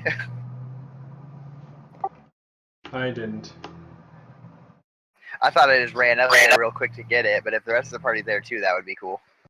Beltic maybe ask it a little less creepy if everyone else is around. Wait. I'm sorry, I must have missed that. I Oh thought yeah, we were when leaving. when you guys were getting ready to go, once we agreed that we were going to stop by the Vistani camp and drop off the construct, he was like, well, we need to have the construct. So Beltic ran up there. Oh, I thought we were already bringing her with us already. No, we said we weren't going to because we weren't, because we wanted to go to the Amber Temple first. And then we came down and we learned, well, we needed cold weather gear. So originally we weren't even planning on stopping in Milwaukee. Okay, well, I just thought we'd park her wherever we go. No reason to leave her behind anywhere. No, I thought we were leaving her behind. I got the impression we were too, but I could have misunderstood. But now Beltic, like, assuming that we did leave her behind, Beltic ran up there to go get her. How much does she weigh, actually? Couple hundred pounds at least. You want to put her in the bag of holding, is that right? Well, actually, I was planning on letting her ride Werble II, just move all the gear that was on him to the bag of holding. She's too signified to be put into a bag of holding. She'd be too heavy. Dang. She's She's over a golem, 450 but she then? does breathe, right? So she would Yeah, die. exactly. So I was just thinking, like, if she's 450 or less, if nothing's on Werble II, then she'd be able to ride him. He says a better idea would be just bring the dress to me and then I'll bring it to Strahd.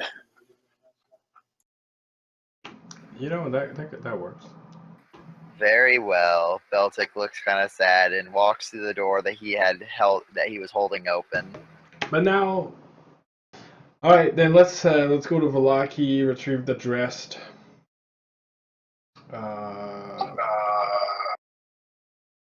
Go to the castle, drop the dress, hit the. Well, at this point, Amber dropping Temple. the dress off, we should definitely pick up the dress while we're in town, but dropping it off would take extra time. There's no direct route back to Krez. If we were to That's go fine. there, then Those it'd be 3 raised deads are important. So we are They're returning. going to be. Yeah, we'll Yep. we'll be returning. Beltic gets a smile on his face, kind of showing off the 3 teeth that are missing in his mouth. Yeah! We got a Yahoo with us. Yeah. All right, so to speed up time a little bit, you guys go to Valaki. It doesn't take you long to find cold weather gear, although you do have to pay a pretty penny for it. All right, how much? So the outfit you guys total would be about 200 gold.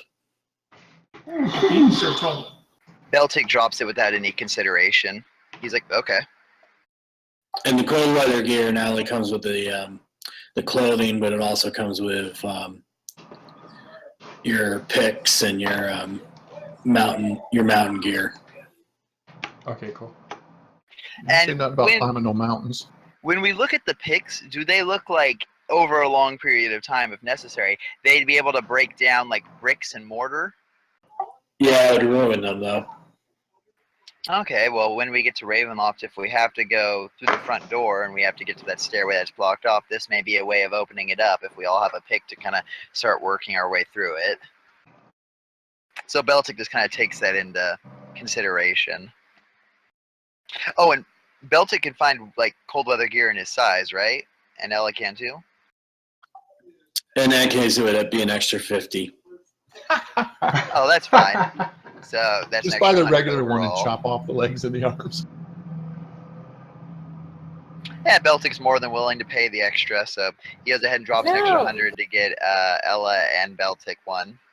But you're a tailor. Why not just get a larger size and tailor it? Yes. I knew that would tilt Ella so bad that you would get ripped off. Beltic's willing to do that, but it'll take time. It takes 5 for every 5 gold pieces in value. It takes 1 downtime day to go ahead and do something. Yeah, so No. Here, let me No see that time. shirt. So I grabbed that shirt and I chopped the sleeves in half. There you go. There's the right size. Beltic says, like, well, I could probably sew up the frayed edges while we sleep. There you go. Ella just like puts, wears it like a dress and puts like a belt around her waist. And Beltic lets you know that during when we camp for the night, he'll go ahead and try and make it fit more appropriately as best as he can. So that is completely in character. All right, and then the Silver Dragon Castle next. And we were able to retrieve the chest from Lady Walker's house. We have the keys to that thing, right? Well, if we don't, Beltic has no problem getting in. There's plenty of windows. It won't take you long to get in there and get the dress. Oh, and I'd just like to note that Beltic has been doing his best to not be in sight while in this village, just because of his reputation. They don't need to know that the butcher's back in town. The butcher. But with the new leadership in town, we don't have that problem anymore, right? Exactly. We know people, man. I don't think we'll be arrested, but we don't need the town panicking either. First of all, you're feared because you're the butcher, and second of all, like, you know people. Important people. Okay, you know what? Beltic doesn't really like this village. So I guess he actually does the opposite. He kind of struts through the village. Whenever people look at him funny, he kind of growls at them a bit. When they run out, he kind of smirks to himself. All right, let's take a quick little 10-minute break and then resume. All right, and then we can resume to the Silver Dragon Castle, I guess. Yeah. All right, let's get some coffee bio break. Yep. And then we'll be back. Sounds good. All right, guys, we'll take about like a quick five to roughly 10 minutes break, and then we'll be back, and we'll get to tackle a few things. It's been slow so far because like we really don't know what to tackle. Like we're legit like things are kind of like up in the air, and we don't know exactly what to prioritize, but it's part of the experience. So let's take a break, and then when we're back, we'll see where that leads us to, and then we'll be back in a bit. And I'm here. You are Lima Charlie.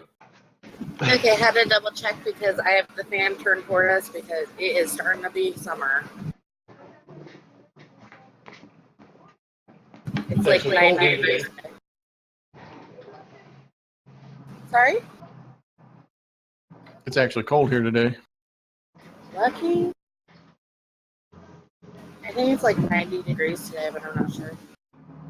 Bridget, the first time you experience minus 36 degrees Celsius, you'll never, ever complain about hot weather again in your life. Ever. I have experienced that before. Did you? And I prefer it. What? I have too. What? In North Dakota. Coldest place on the planet almost. And you guys prefer that cold weather to like warm weather? It's easy to get warm. It's hard to stay cool. For what it's worth, Ghost, I'm with you. I'd rather take the warm weather. There we go. You know, when it's warm, it's easy. Like, the remedy is you just get a cold beer, you get a bit of shade, and then you just relax, enjoy. Don't exert yourself too much.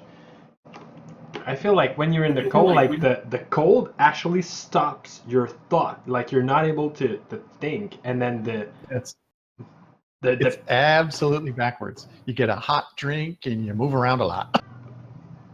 Otherwise, you die.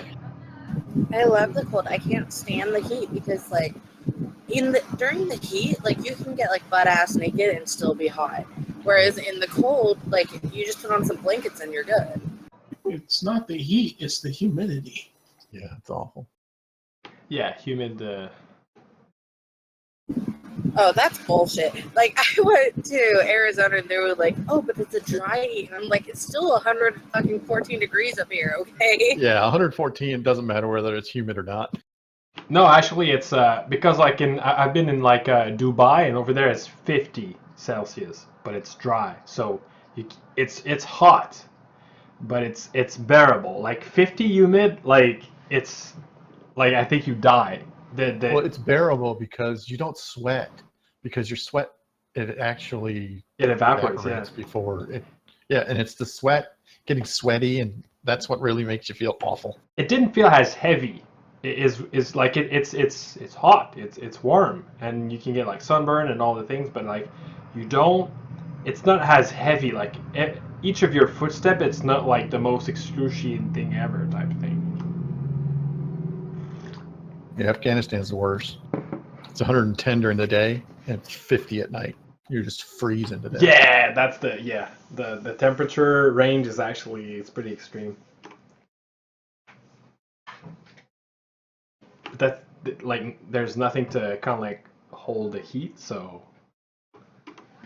it's just sand. It's kind of like in the desert. The temperature delta are extremely high.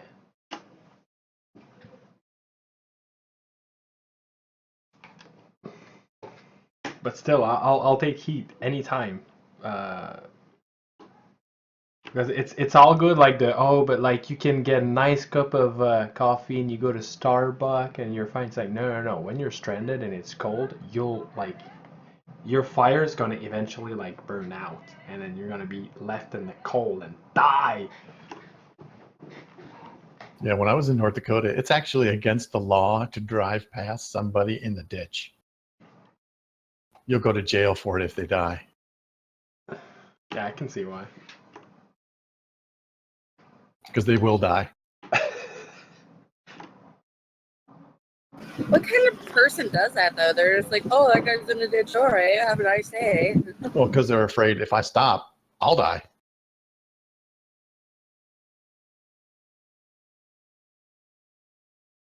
And you know something interesting about like Dungeons and Dragons is if you look at the hell, the plane of existence where like there's devils and stuff like that.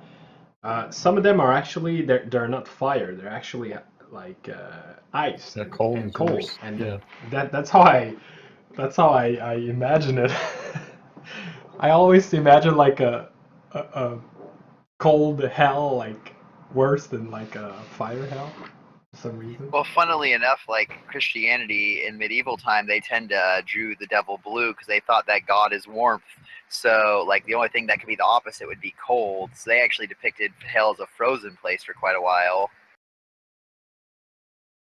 No. I will say, Not the the way lake that of fire. you know that heat is worse is because when you're cold to the point where you're dying, you feel hot. Boom, eat you dead. Yeah. Yeah, and apparently you get a nice feeling and you get a smile on your face and then you die. Yep. You're like, "Oh yeah, this is like vacationing in Malibu." And apparently it's similar when you drown. Yeah, your first couple of breaths, you then relax, Yeah, because there's oxygen in the water. It's just not enough to. stay alive.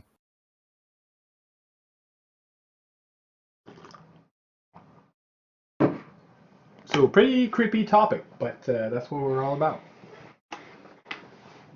This is Ravenloft. What do you expect? This is on a roll for you. Just talk about drowning and dying from cold. Different guys. ways to die and how you North get Dakota joy law. out of it.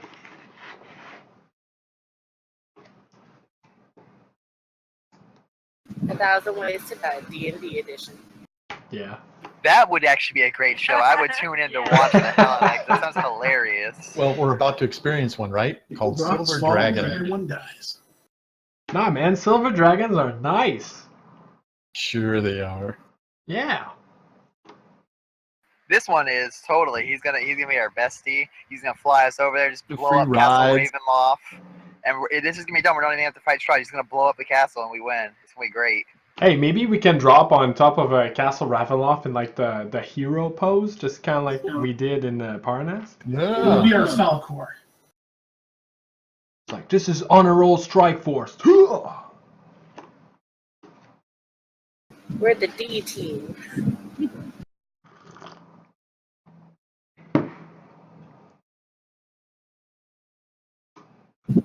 Because we're not their first choice or the second or the third. But like, I wonder how like a silver dragon would have stayed in Ravenloft and nobody kind of like noticed it. Well, it's been all chopped up, cut up real good. Yeah, that's probably what happened. Yeah, his bones are actually sitting in Castle Ravenloft, apparently. But I'm just hoping that maybe something or someone is left behind from this order that can help us out. I think it's worth at least a quick look and hope. I think we're missing Ryan, right? Can't go far without the DM.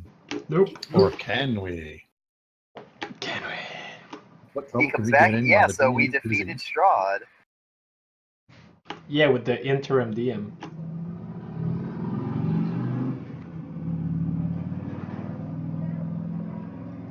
He heard our plan and he came back.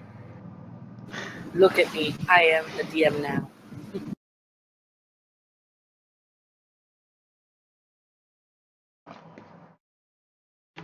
Michael, did you install Heroes of the Storm?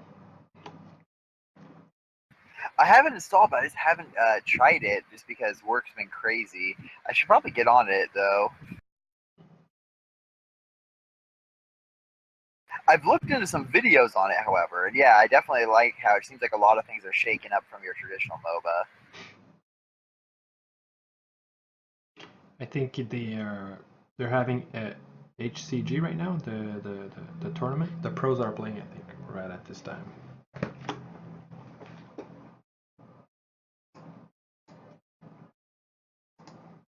Because on, I think it's Saturdays and Sundays, there's usually like there's a pro league, and projector room area and force out. I think each of these team actually make like 100,000 a year if they make it to the top 8, which is pretty good. Yeah, it's better than my pay. No, well, I mean, I'm pretty sure they split it with the members, and there's 5 people in the team, so they don't each earn like 100K because. Yeah, that's still pretty good for playing a game. Like, I think so. I think so.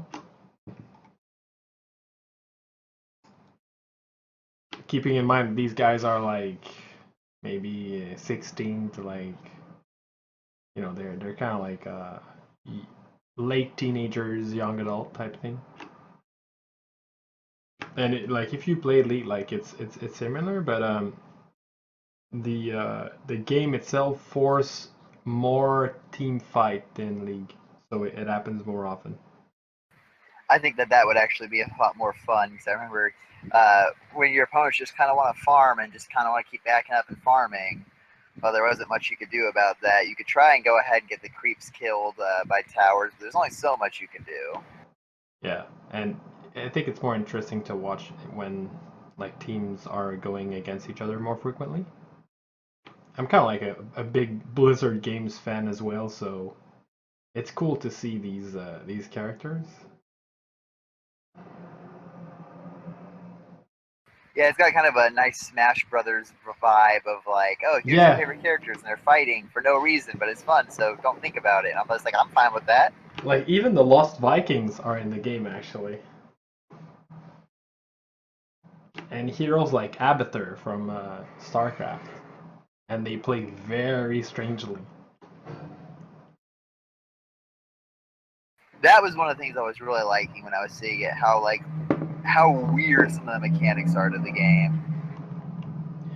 Yeah, like for example, like Lost Viking, you have like 3 character on the map, so they can soak 3 lanes all by themselves. So that's it brings like a really different characteristic to the game. Yeah, I really like how they're willing to take a lot more risks when it comes to the characters' mechanics than a lot of games seem to be willing to. All right, so you guys are heading to the castle. Yep, we Oh, got yeah. all the things we were looking for. I got the dress stashed in the bag of holding. Cold weather gear in our bags. Looking good to go. Provisions, all that jazz. Right, let me as we approach the castle, let me look for traps. Just because I doubt people's been here in a while.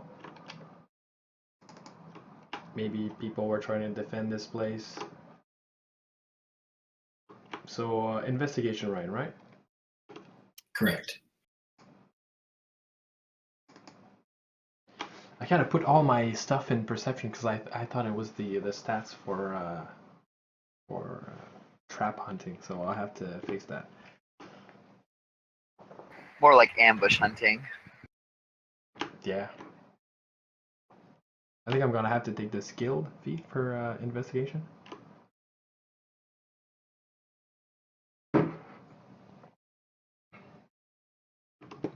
Although I have a feat, the observant feat I think adds +5 to passive investigation checks, but I don't think I've seen many of those. Yeah, if you're actively looking for traps, that would apply.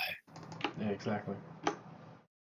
You don't believe there's any traps. All right, so this place looks like it's ready to welcome us. Beltic, just to be safe though, pulls out his +1 hand axe, and he'd like to actually give a look to that statue a bit before we go in.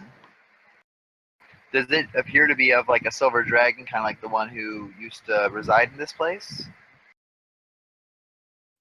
Yeah. I like to search it over just in case there's any kind of compartments or anything in it, anything to take note of. 1 second. Yeah, you basically get the same impression. Oh, okay. Statue looks cool, but beyond that, nothing of interest. What order do we want to go into this place? Should we be expecting hostiles? I think Larry should go first. Yeah, I think we should be careful. We really Yeah. don't know. Do we I'll have any stay reason behind. to think there's hostiles though? Not really. Yeah, that's what Beltic is wondering. He has his hand axe out just in case, but he's wondering if we should think that if when we see somebody, should we be expecting them to be hostile, or what's going on? Well, I think if we encounter people, I think they will think that we are hostile. So I think that's why we should be careful. If they're survivors here, they probably don't see visitors that often. Should I sheath my weapon then? Why don't we try to stealth through the door first? Yeah, actually, maybe that's If stealth is the plan, then I should probably lead. I'm confused why you think that you would be leading in a stealth mission. +8 to stealth. Plus, if this is made of stone, I have advantage. So I'm thinking if you're going to stealth, you want a rogue who can check for traps while they're doing it. Beltic's really good at dodging out of the way of traps too. So he feels pretty confident. he's a trap springer actually. Yeah, I don't like trap springers. So let the rogue go first, as he should. Very well. I like trap disarmers. Alright, so I'm gonna try to stealthily approach the door and try to open it. Yeah, neither of us are very good. Is it locked? It's just invisible. Yeah, man. Yeah. Plus, since we're on stonework, he like kind of just naturally blends in, and he's tiny, so he's right next to the door, ready just in case anything goes down. Buffering. I do like a good buffer. Baltic is the stone whisperer. Sorry, guys. It's having a weird issue with Roll20 right now. Yeah, I don't think you're the only one. Mine's good today. I'm not complaining. Really? I've been lucky so far. It's been slow for me at the start. It's kind of picked up now, so maybe it'll hopefully start working for you guys again soon. I mean, it's when I try to hop from map to map or like from player to kind of DM, it's start to slow down a lot. Same. That's what you get for having that pro account. All that extra money. Yes, Roll20 big thank you. Yeah, I dropped mine to plus because I don't DM, so I'm like, man, I don't need pro. I think Pro is only for the API. Yeah, it's for all the effects and that kind of thing if you're going to DM stuff. Like moi. Like moi. Do you get dynamic lighting with Plus? You do. Yeah, that's the thing. All right. Does not look like there's any traps, but above the entrance, you do see the word Argenvoldsholt, which is the name of the castle. Right. The knockers for the doors are shaped like small dragons. The outside part of the castle, as you guys approach, some of it looks like it's wrecked. Like the ceilings caved in or something? The eastern side of the castle. All right. Could we get through where it's wrecked? You'd have to basically be difficult terrain, but yeah, I guess you could. So if we could, others could. So who knows what's in here? But the door opens. Nice. I'm going to try to stealth in a little bit. Try to not make noise and not be seen. All right. This room feels like a king's tomb. A grand staircase leads up to stone balconies held aloft by stone pillars and arches. A tall faded tapestry depicting a nobleman in silver armor hangs from an iron rod above the staircase landing. Six sets of double doors lead from this foyer. Along the walls, displayed on marble pedestals, are 3 alabaster busts of handsome men. A 4th bust and its pedestals have been knocked over, and the shattered remains strewn across the mosaic floor. 2 chandeliers of wrought iron hang from the ceilings like monstrous black spiders. So gloomy. A great shadow of wings moves across the walls and disappears. You hear the soft bestial hiss in the darkness. Oh, Easy. yeah, there's something in here. We come in peace. 1 second, I'll leave you in suspense. We're friends. So I'm trying to remember, what do I know about silver dragons? They're good Lightning, people. right? Nope. Are they cold? Yep. Lightning is blue. Yeah, that's on the bad side. Yeah, basically, Chromatic, you so- don't see anything. As in, like, we don't see the we don't see anything moving. Correct. We just saw a momentary shadow. I was like, did you see that? What? Huh? What? That thing. Okay. So. You're It imagining might be a things. trick of the light. Yeah, probably. All right. I'll approach carefully while I kind of like look around the room. Try to see if there's any story on the walls or anything of that sort.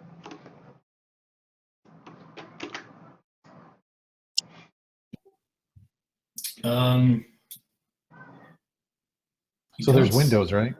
Yeah. And by the way, forget about my stealth because I have my light around me, so pretty sure.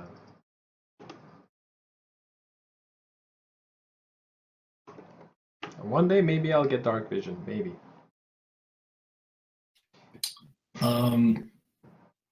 Door is currently closed. Yeah, so there's. I see a set of doors north, and then south. Like there seem to be doors there, there, and then the one over there.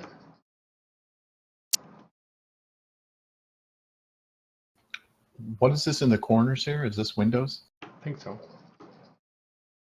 Those are double doors.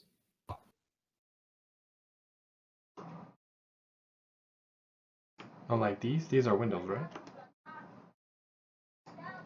Those are windows. Okay.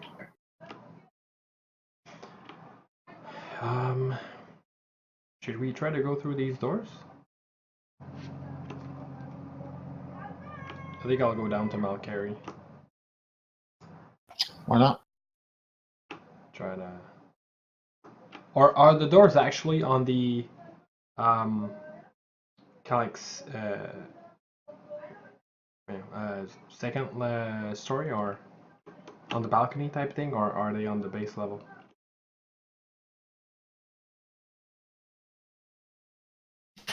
They appear to be on the base level. Okay.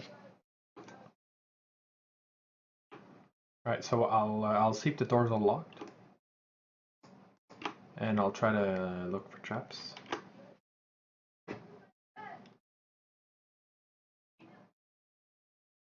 I ready my bow. All right, you open the door. Larry, I thought we fixed your token. I thought you had like the light from the sword. Yeah, I thought so too. You have to activate it. That's the only thing with the sword. Just flame it on. I turned the sword on. All right, so in this room to the south, you see rubble strewn across basically a lot of the vast chamber caused by the partial collapse of the rooms above it. And stretching from wall to walls over here are thick giant spiders. 9 of them to be exact. Spiders! I think I'm gonna retreat. If I'm able to. Okay, go back through and close the door. Yep. We're running from bugs now. No, we're not running. I'm just saying there's spiders in there. Like how many Giant spiders? bugs. Like big spiders. Big spiders. Like how me many? tall or how tall? Like big. Like bigger than Larry? Oh, it does make sense to run from. My apologies. I say those are Loth's handmaidens. They must die. Well, I'm pretty sure we would like these are not your house spiders. Like they're not like.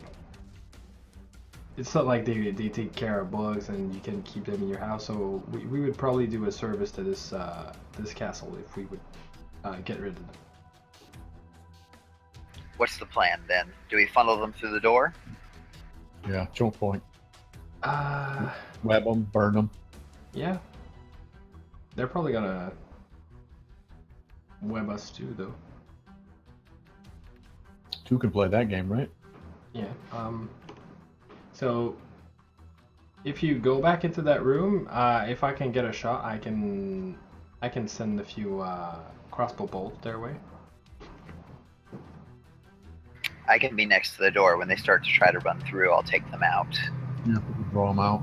Yeah, and Few at a Larry, time. you can probably you can probably slash through their webs and spiders as well. Yep.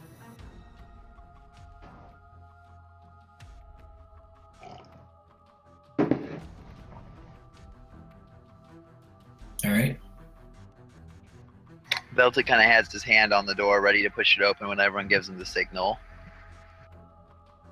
Once he gets a nod from Ed, Beltic pushes the door open at that point. How They many? retreat, they retreat as soon as they see the sword. Ooh. They don't Nice. like fire. Yeah.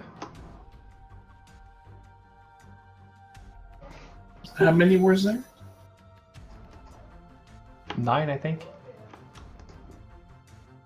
All right, then maybe we can take the opportunity to look into the room, see if we find anything. You don't seem to find anything. It's just rubbles and Yeah.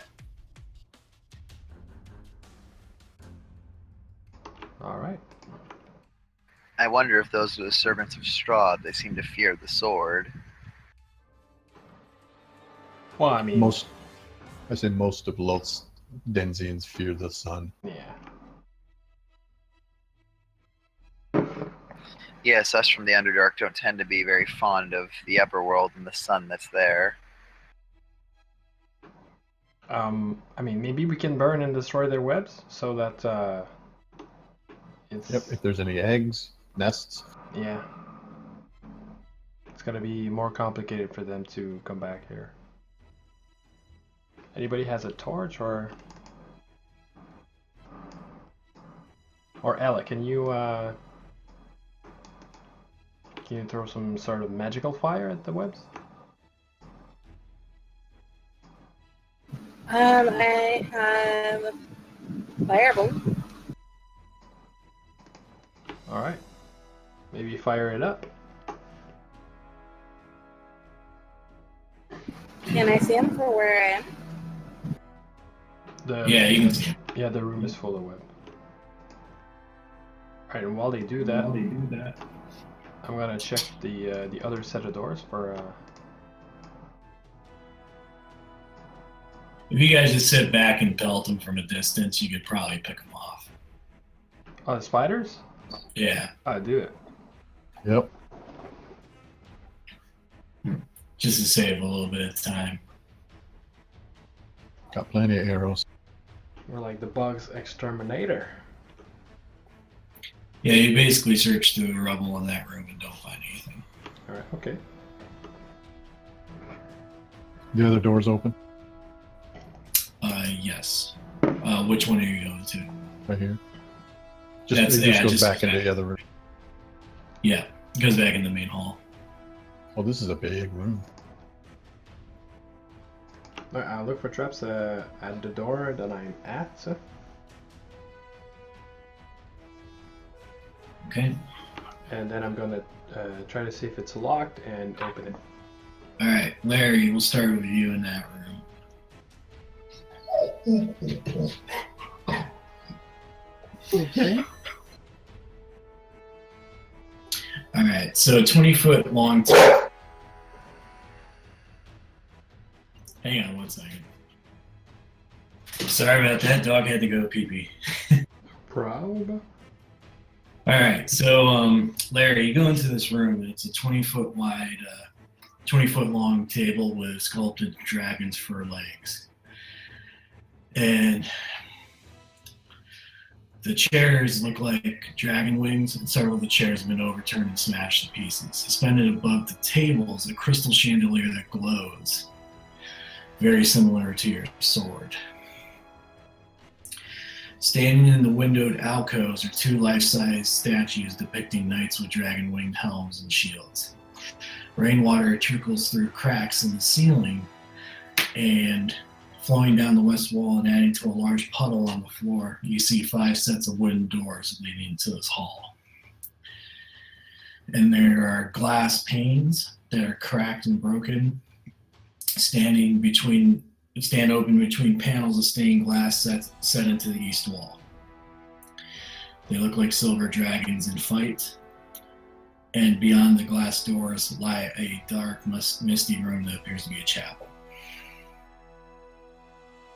I asked the sword what it thinks about the chandelier. That's just probably lights are on. I'll take a closer look at this statue. Sure.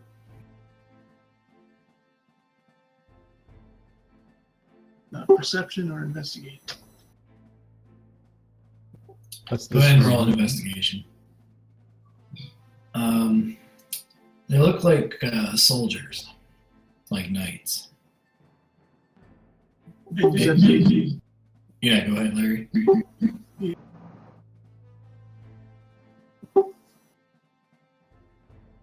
You said the chapel was to the east? Oh, I thought we were looking in this door. Oops. Yeah, no, Carrie, you see Larry in the room. There you are. I jump up on the table. High ground is always good. I'm gonna go check out this chapel. Yes. I'll go with you. All right. So, cracked wooden pillars support a wooden U-shaped balcony that overhangs the stone wall chapel. Narrow archways lead to spiral staircases set in the north wall. Hold on a second, guys, don't move. At the east end of the chapel rests the stone altar flanked by iron candelabras. The altar is carved with a rising sun bas relief. Tall arching windows set with panels of stained glass decorate the walls beyond the altar. One of the windows has been shattered, covering the floor with shards of colored glass and allowing thick fog to enter and fill the room. Through the fog, you see 3 armored figures kneeling before the altar.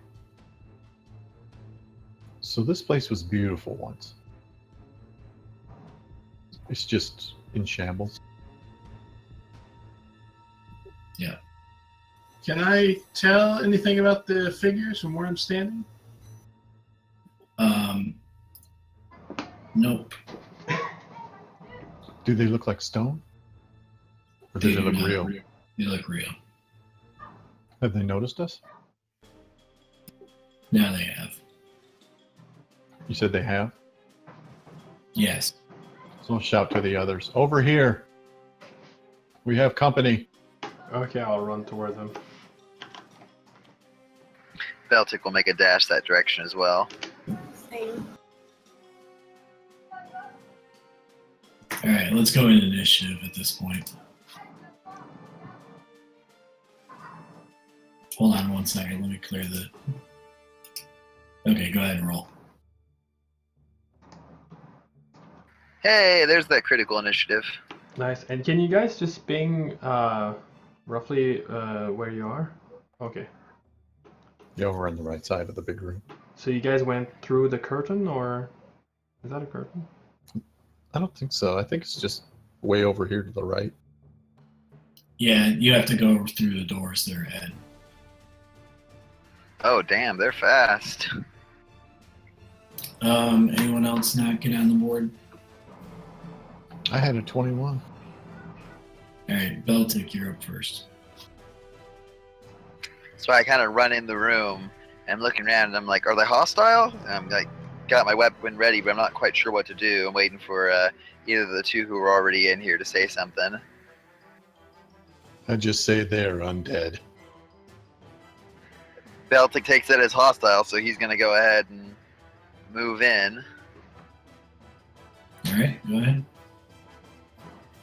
So I can move to there without dashing. So at that point, since I don't really have many ranged moves at my disposal, I guess I'll just go ahead and take a dodge action and end my turn there. Okay.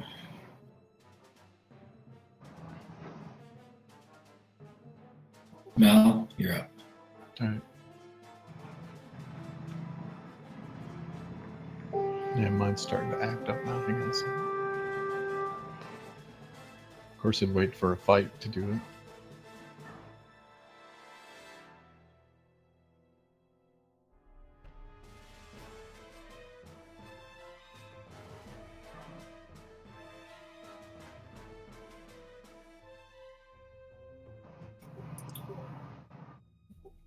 Okay, what were you gonna do, Malcarry? I'm going to place a hunter's mark Okay. on the front one. And I'll shoot it with an arrow. Okay. I'll take it a 10, doesn't hit. No, that's gonna miss. And I'm done. All right. Malcarry and Beltic, make me wisdom saves. Oh snap! That's good. All right. And is it a magical effect? It is a. It is not a magical effect. Okay, then I don't have advantage. So just 7. Okay, you are paralyzed in fear. Well, shoot. 26 hit. That will definitely hit. All right, so you take 25 points of damage. Is it 22 hit? That will hit. This is 29 points of damage. What? I see 11 and 15. They have sworn vengeance upon Beltic, and his failed save gives him the extra 14 of damage. Oh my goodness. All right, that was the first one. Second one's going to attack Beltic. Liz, I think I'm knocked out. Let me go ahead and get it calculated real quick. Okay. All right, Larry, it's time to get that sword out. Well, 17 inch. Okay. I would be knocked unconscious, but the question I have is, while I'm paralyzed with fear, does that end my dodge effect? I believe it does. Okay, then yeah, I was knocked unconscious after the first one punched me twice. Okay. So in that case, we'll use the same roll. 17 inch and Malcarry. It does. Okay, so that's 12 points. 23 hit. Good lord, Ah. yes. I thought Malcolm was supposed to do a wisdom save as well. But I he did. did. He succeeded. Don't mess with my wisdom. Oh, okay, I see it. All right, and then the set the third Revenant. 17 hit Yep. and 16. Yep. So that's 12 and 9. Okay. Ed is up. All right, I'll have to enter the room to see more clearly.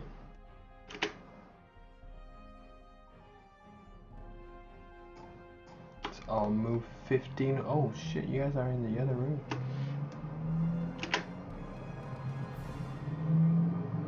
Wait, that third guy punched me through a pole?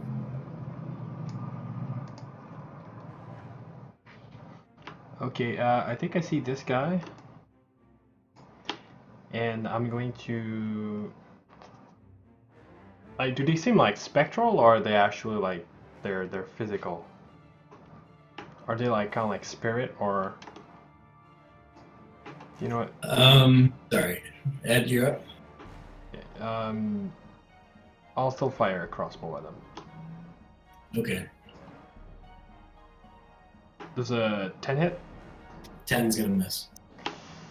Alright, in that case, Beltic's unconscious, right? You are correct. Okay, I'm gonna throw a healing word at the guy. That's gonna be okay. It's gonna be level 1 for 6. Okay. And that's it. Ella's up. Okay, I'm gonna move.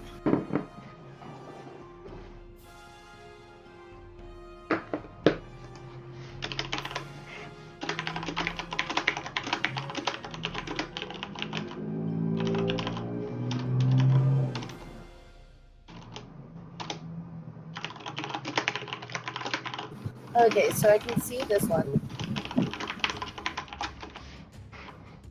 Correct.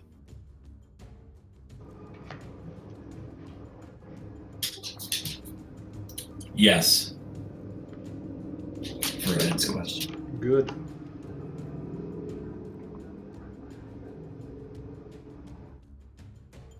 They punched me out of my fear. But you are frightened. You are frightened after a minute. I'm sorry. No, that's correct. You are fine. Sorry, I'll continue. I'm gonna heal Beltic. Okay. Nice. Sorry, I You have moved. Hold on, I You have to don't see touch him everything. for that. Oh yeah. You can Mind, move I'll into keep that room. I'll keep sleeping. Well, instead of that one. Hold on. You can do healing word like I did. Yeah, that's what I was gonna do instead. And then you can still probably do a cantrip. Yep, 'cause that's a bonus. Nice. Okay. Anything else? Yeah, I'm going to Eldritch Blast. Wait, no, Chill Touch. I'm gonna Chill Touch the one I see. Which now that I moved is this one. Oh, okay, so oh yeah, you can see through the window. That's fine. Oh wait, I can see this guy too. That's 5 bucks. You're not doing necrotic damage against undead, right? It's actually pretty effective. Oh, Chill Against touch undead? actually. Yeah, chill touch is actually better if used against undead because it has effects against undead specifically. Yeah.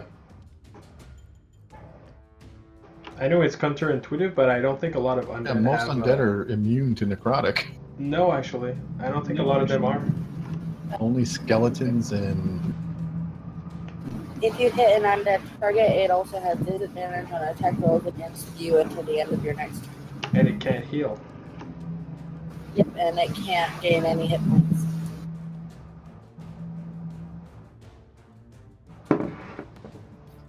All right, Larry.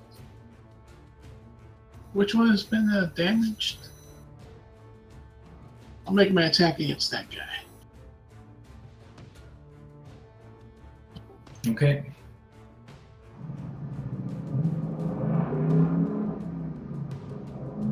They all hit.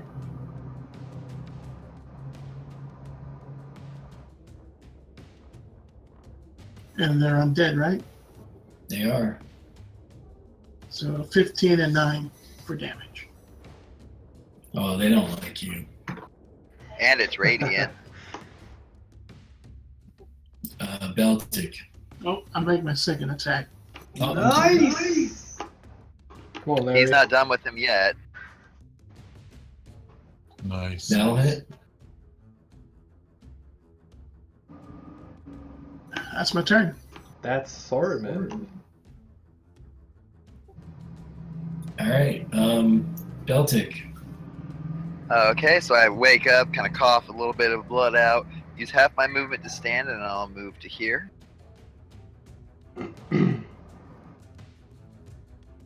And then I'll try and do some follow-up to what Larry just did. I'll go ahead and attack that one. Okay. Will a 15 hit? Yep. Okay, that's 8 magical slashing, and then I'll go ahead and do a follow-up attack.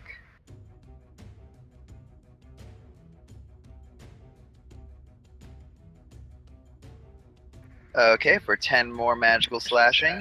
Okay. And then I will spend a Kai point as a bonus action. I do a patient defense, and that'll end my turn. Alright, now carry. Okay, Mal Carey is going to disengage. He should not be this close. And I will cast Cure Wounds on myself. For 9. Alright, Larry, make me 2 wisdom saves.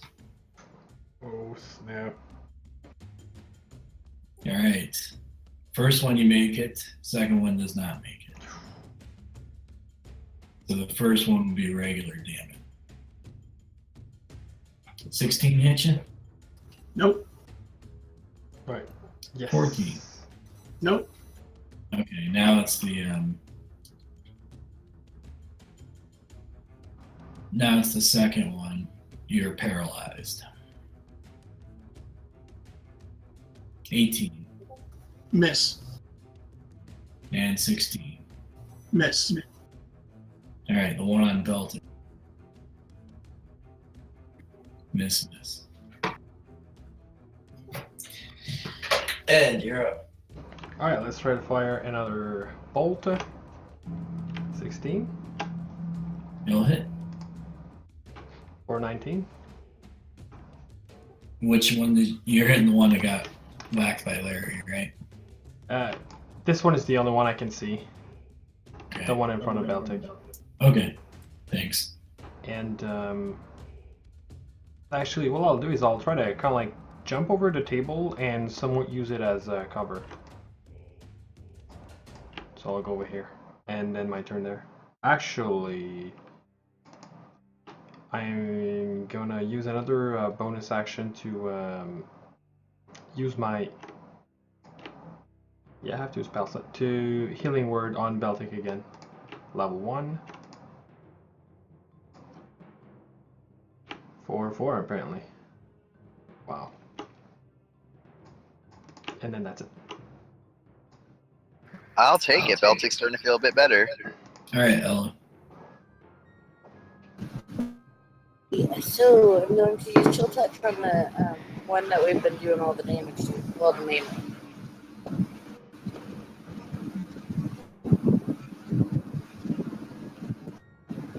And that looks like it's not gonna be good. All right. That was a natural 1 on Chill Touch. Welcome to my world. Right. Larry, what's that feeling on my shoulder? So cold. It gets And I'll better. have my turn there. So am I still paralyzed? Not anymore. It's a 15 hit. Yes. 12 hit. Does a 12 hit? 12 will miss. So 15 radiant. And that's my turn. Okay. Beltic. Okay, I'll go ahead and try and finish that one off, hopefully. That's been taking damage.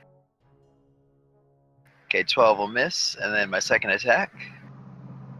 Okay. 19 will hit for 11 magical slashing damage. All And right. then I will go ahead and spend a Kai point to do a patient defense. How's that one looking? Bottom one's really horrible. The middle one is somewhat hurt. Top one's fresh. So I'm shooting at this one. I have my hunter's mark on. Correct. And miss it again. And I will cast Healing Word at Beltic for 7. And I'm done. Celtics feeling the love. There we go.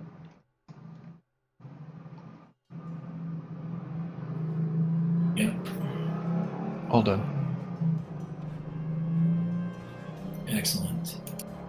Two on Beltic, 1 on Larry. Larry, 24 hit. Yes. That's 13.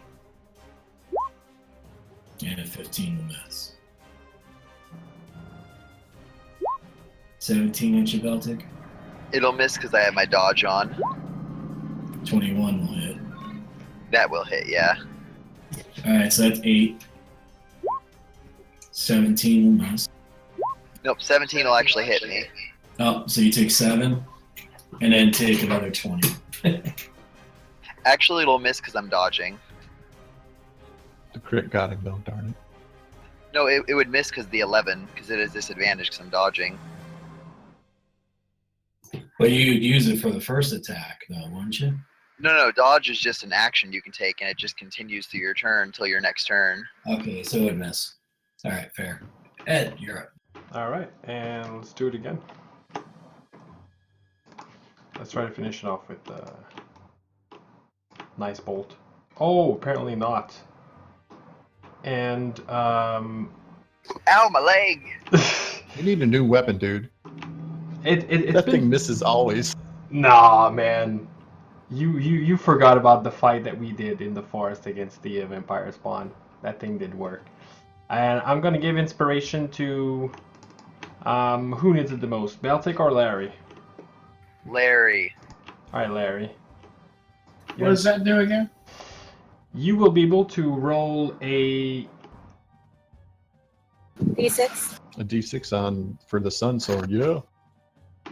Yeah, you can roll an additional d6 whenever you roll a d20, basically. Ability check, attack roll, and saving throw.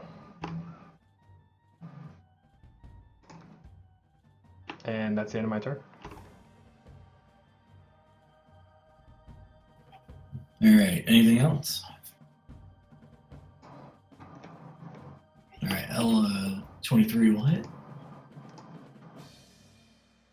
For 11. Does that kill him? The middle one, no. Damn. No, the one at the lower. That's the one I've been hitting this whole time. No, you just needed like a few more hit points. Yeah, because I actually can't even see the one in the middle. I can only see the one at the top and the one at the bottom. Let me. Alright, And then That's against the bottom one. Is he still up? These guys are bags of HP. oh yeah, that one's toast. Nice. Next attack is Yeah. the middle one. You can move to the second one now, yeah. Roll my d6. Okay, that will hit. So that's 21 more. Now he's looking worse for wear. No, the d6 can't be applied to the damage, though. It can only be applied to the attack roll. Oh, okay. Never mind then. But it lasts for like 10 minutes, so all the time in the world. That's my turn. Beltic. Okay, the one that Larry just moved up to and attacked, I'll go ahead and start attacking that one. That'll hit for 10 magical slashing. Okay. And I follow that up with 7 more magical slashing damage, and I'll spend a Kai point to go ahead and do a patient defense. Alright. And that will end my turn. Alright, Malcary, you're up. Let's try this one more time.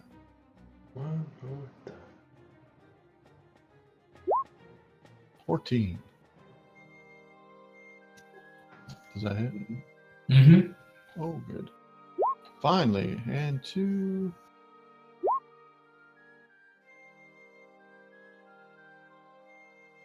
I already rolled a 2 for the hunter's mark, so 12 plus the hunter's prey, another 2, 14. Okay. That killed that one. So you just have the one left. Only one left? Okay, I'm good then. All right. The one will attack Beltic. Okay, I'm ready. I'm dodging.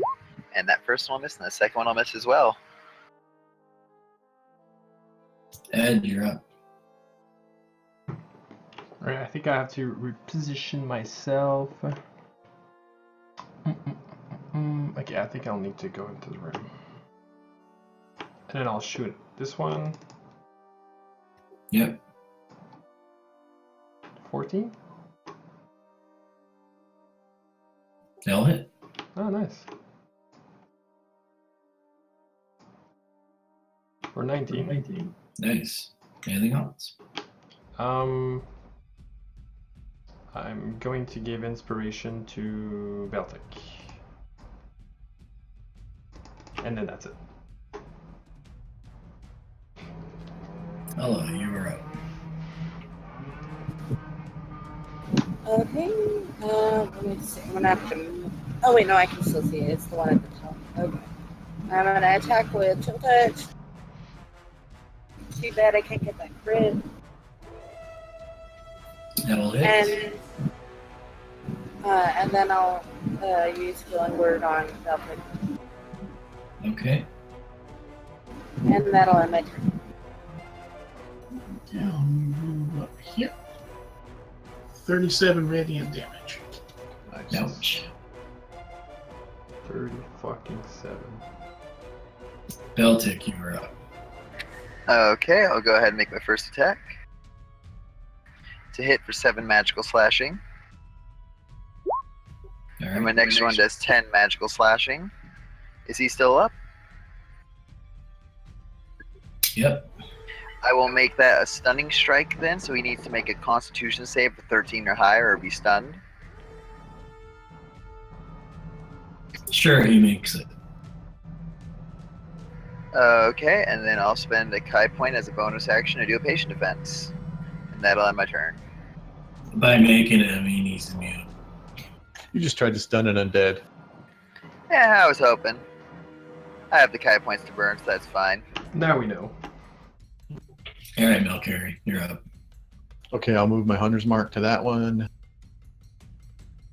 See if I can hit the broadside of a barn. 23. That'll hit.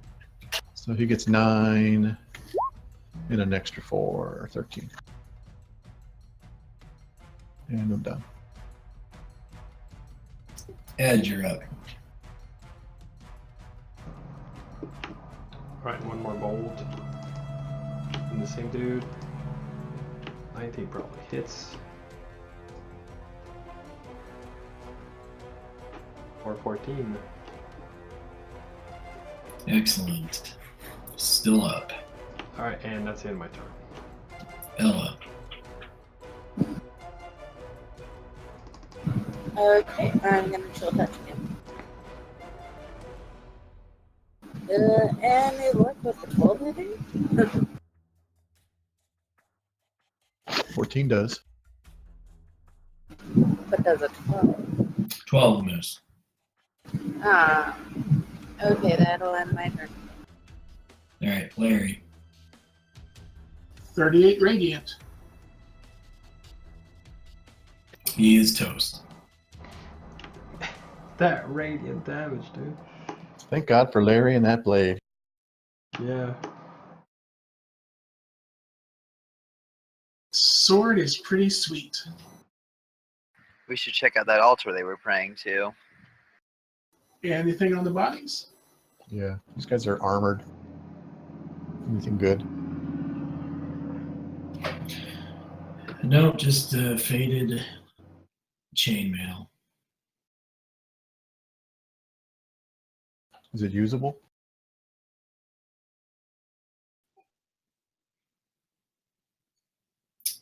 I don't believe so.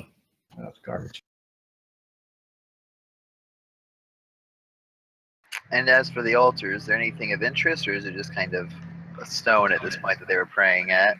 Make me an intelligence check.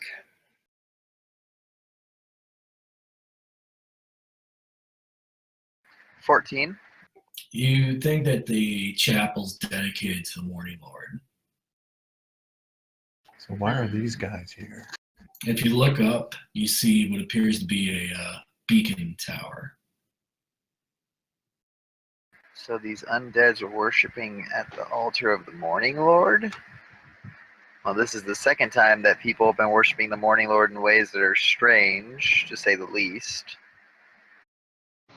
Yeah, that's kind of odd. Perhaps in these lines, the Morning Lord isn't who we think him to be. Hold on 1 second. Okay, continue. So I think we need to take a short rest. Yeah, let's take a Or short perhaps rest. a long rest? I don't think we can afford a lot of long rest, fortunately. Not a lot, just one. I mean, we haven't rested since we fought Strahd at the tower. No, we spent days. We spent the night, right? Up in the Did we? monastery? I thought we did. I don't know, because I never got my spell slots back. No, you guys were against it.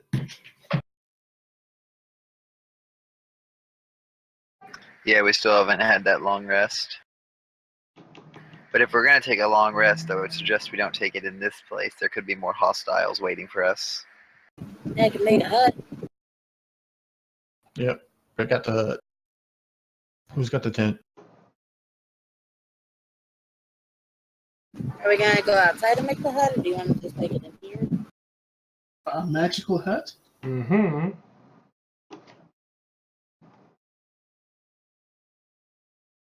Yeah, here should be fine if we're in a hut.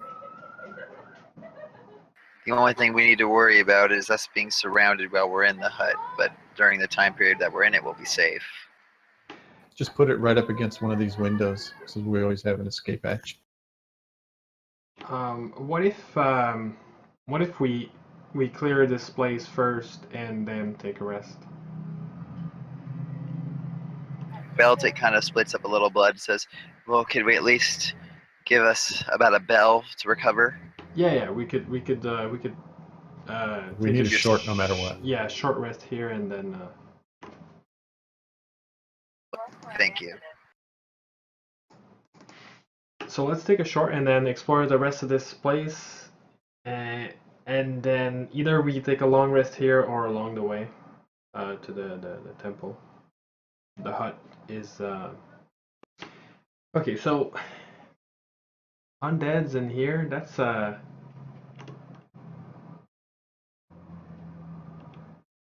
is strange.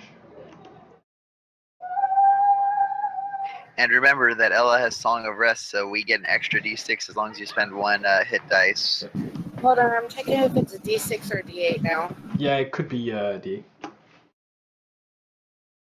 I hope it's a D8. I need 8. I mean, my Bardic Inspiration is a D8 now, so I guess it's possible that my Song of Inspiration or Song of Wrath might be a D8 now. I think it's on a different level.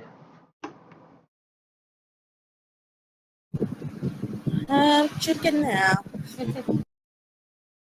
As you guys are resting, you hear the sounds of clapping. From, Outside. like, hooves? Hang on 1 second. Someone banging coconuts together? I'm gonna try to peek outside by the window. Okay, Song of Wrath is still a D6. So 9th level. 3 for me. Oh, did you ever get Song of Rust? Me, no, not yet. Okay. But eventually it's gonna be good when we can combine it. Yep. Hit dice for days. Well, so when we hear the clomping, is that near like the later part of our short rest? Yes. Okay, Beltic will put away his holy symbol, stop doing his meditative stances, and kind of start paying attention. Bring Werble the second into this room. Tie him to this altar for now. So is it just me and Beltic that need healing? I think so. Yeah. I still have my channel divinity. Sorry, misclick on that. Hey, who goes outside to take a look? I tried to take a look by the window if I can see anything. And You see- Beltic willing to stealth out there. Oh, Okay. and now I can touch Belt. That sounds weird. You Yeah, see, so- you well, see hold what on. appears in- Go ahead. Oh, if we're going to take a long rest, it doesn't matter. But take 15 more Beltic for preserved life. Okay. All right. You see a cart outside, and looks like a male Vistani relieving himself on the statue. Can we make anything to try to identify if we look more closely? Make me a perception check. Yeah, do we recognize him? Maybe. Hey! Perfect. You don't think this is from that? It's not the guy in the swamp you saw, but you think it's a Vistani of some type. Okay. He gets into his cart, and something drops out of the cart. Looks to be a plain wooden coffin. Ed, I saw you eyeing his pockets. Did you see anything in them? I have stakes. Anybody need a stake? No, but I'm gonna try to run after him and tell him, "Hey, you forgot something. You dropped something." I'm trying to. He ignores you and takes off. All right, I'm gonna inspect the coffin. Careful. Okay. You walk up to the coffin, and there looks to be a nameplate on the top of it. Doesn't say Ed, does it? That'd be creepy. As a matter of fact, this is Edwin Bond. What? I open it. Yeah, that's not funny. Inside, you see the body of Gazalt with his eyes out of his head and his throat slit with his tongue through it. Whoa. Well, they were way off. This isn't Ed at all. And there's a note pinned on his chest. Does Beltic read aloud to be continued? No, Edwin's at the corpse. So only Ed can read it out loud. Yeah, I want to read it. It says, boom. Run. Maybe a deck save. The giant fireball goes off. Damn. And in the distance, you hear howls of laughter. What the hell? So I'm assuming we all heard the fireball go off. Oh, yeah. Then Beltic will start running at that point, trying to see what happened. I'm still up. I'm low on HP, but I'm still up. He's rolling on the ground trying to put himself out. Yeah, does that fireball actually destroy the coffin and the body of Gazelle? Yes. The note is still in your hand, though. And underneath where it says boom, it says, you're next. I show the note and I tell them that the inside well, first of all, my name was on the coffin, and then inside of it was the body of Gazelle, like mutilated, and then as soon as I read the note, the whole thing exploded. Who would send such a note? Who else? Who dropped the coffin? I mean, it was a Vistani, but Yeah, they're his people, right? Told you I didn't trust those people. I mean, I don't Looks know. like I mean, It looks like Strahd's mad we haven't accepted his invitation. To be continued. Ooh boy. all right, guys, getting so close to level 7, making strides. And then I'll have to plan level 7 because I think I'm gonna hit it next session. Probably going to go into a second level of Bard, try to get more spells and try to get more abilities like like more skill, obviously. So I'm gonna go the lore kind of like subclass if we want. So I'll be able to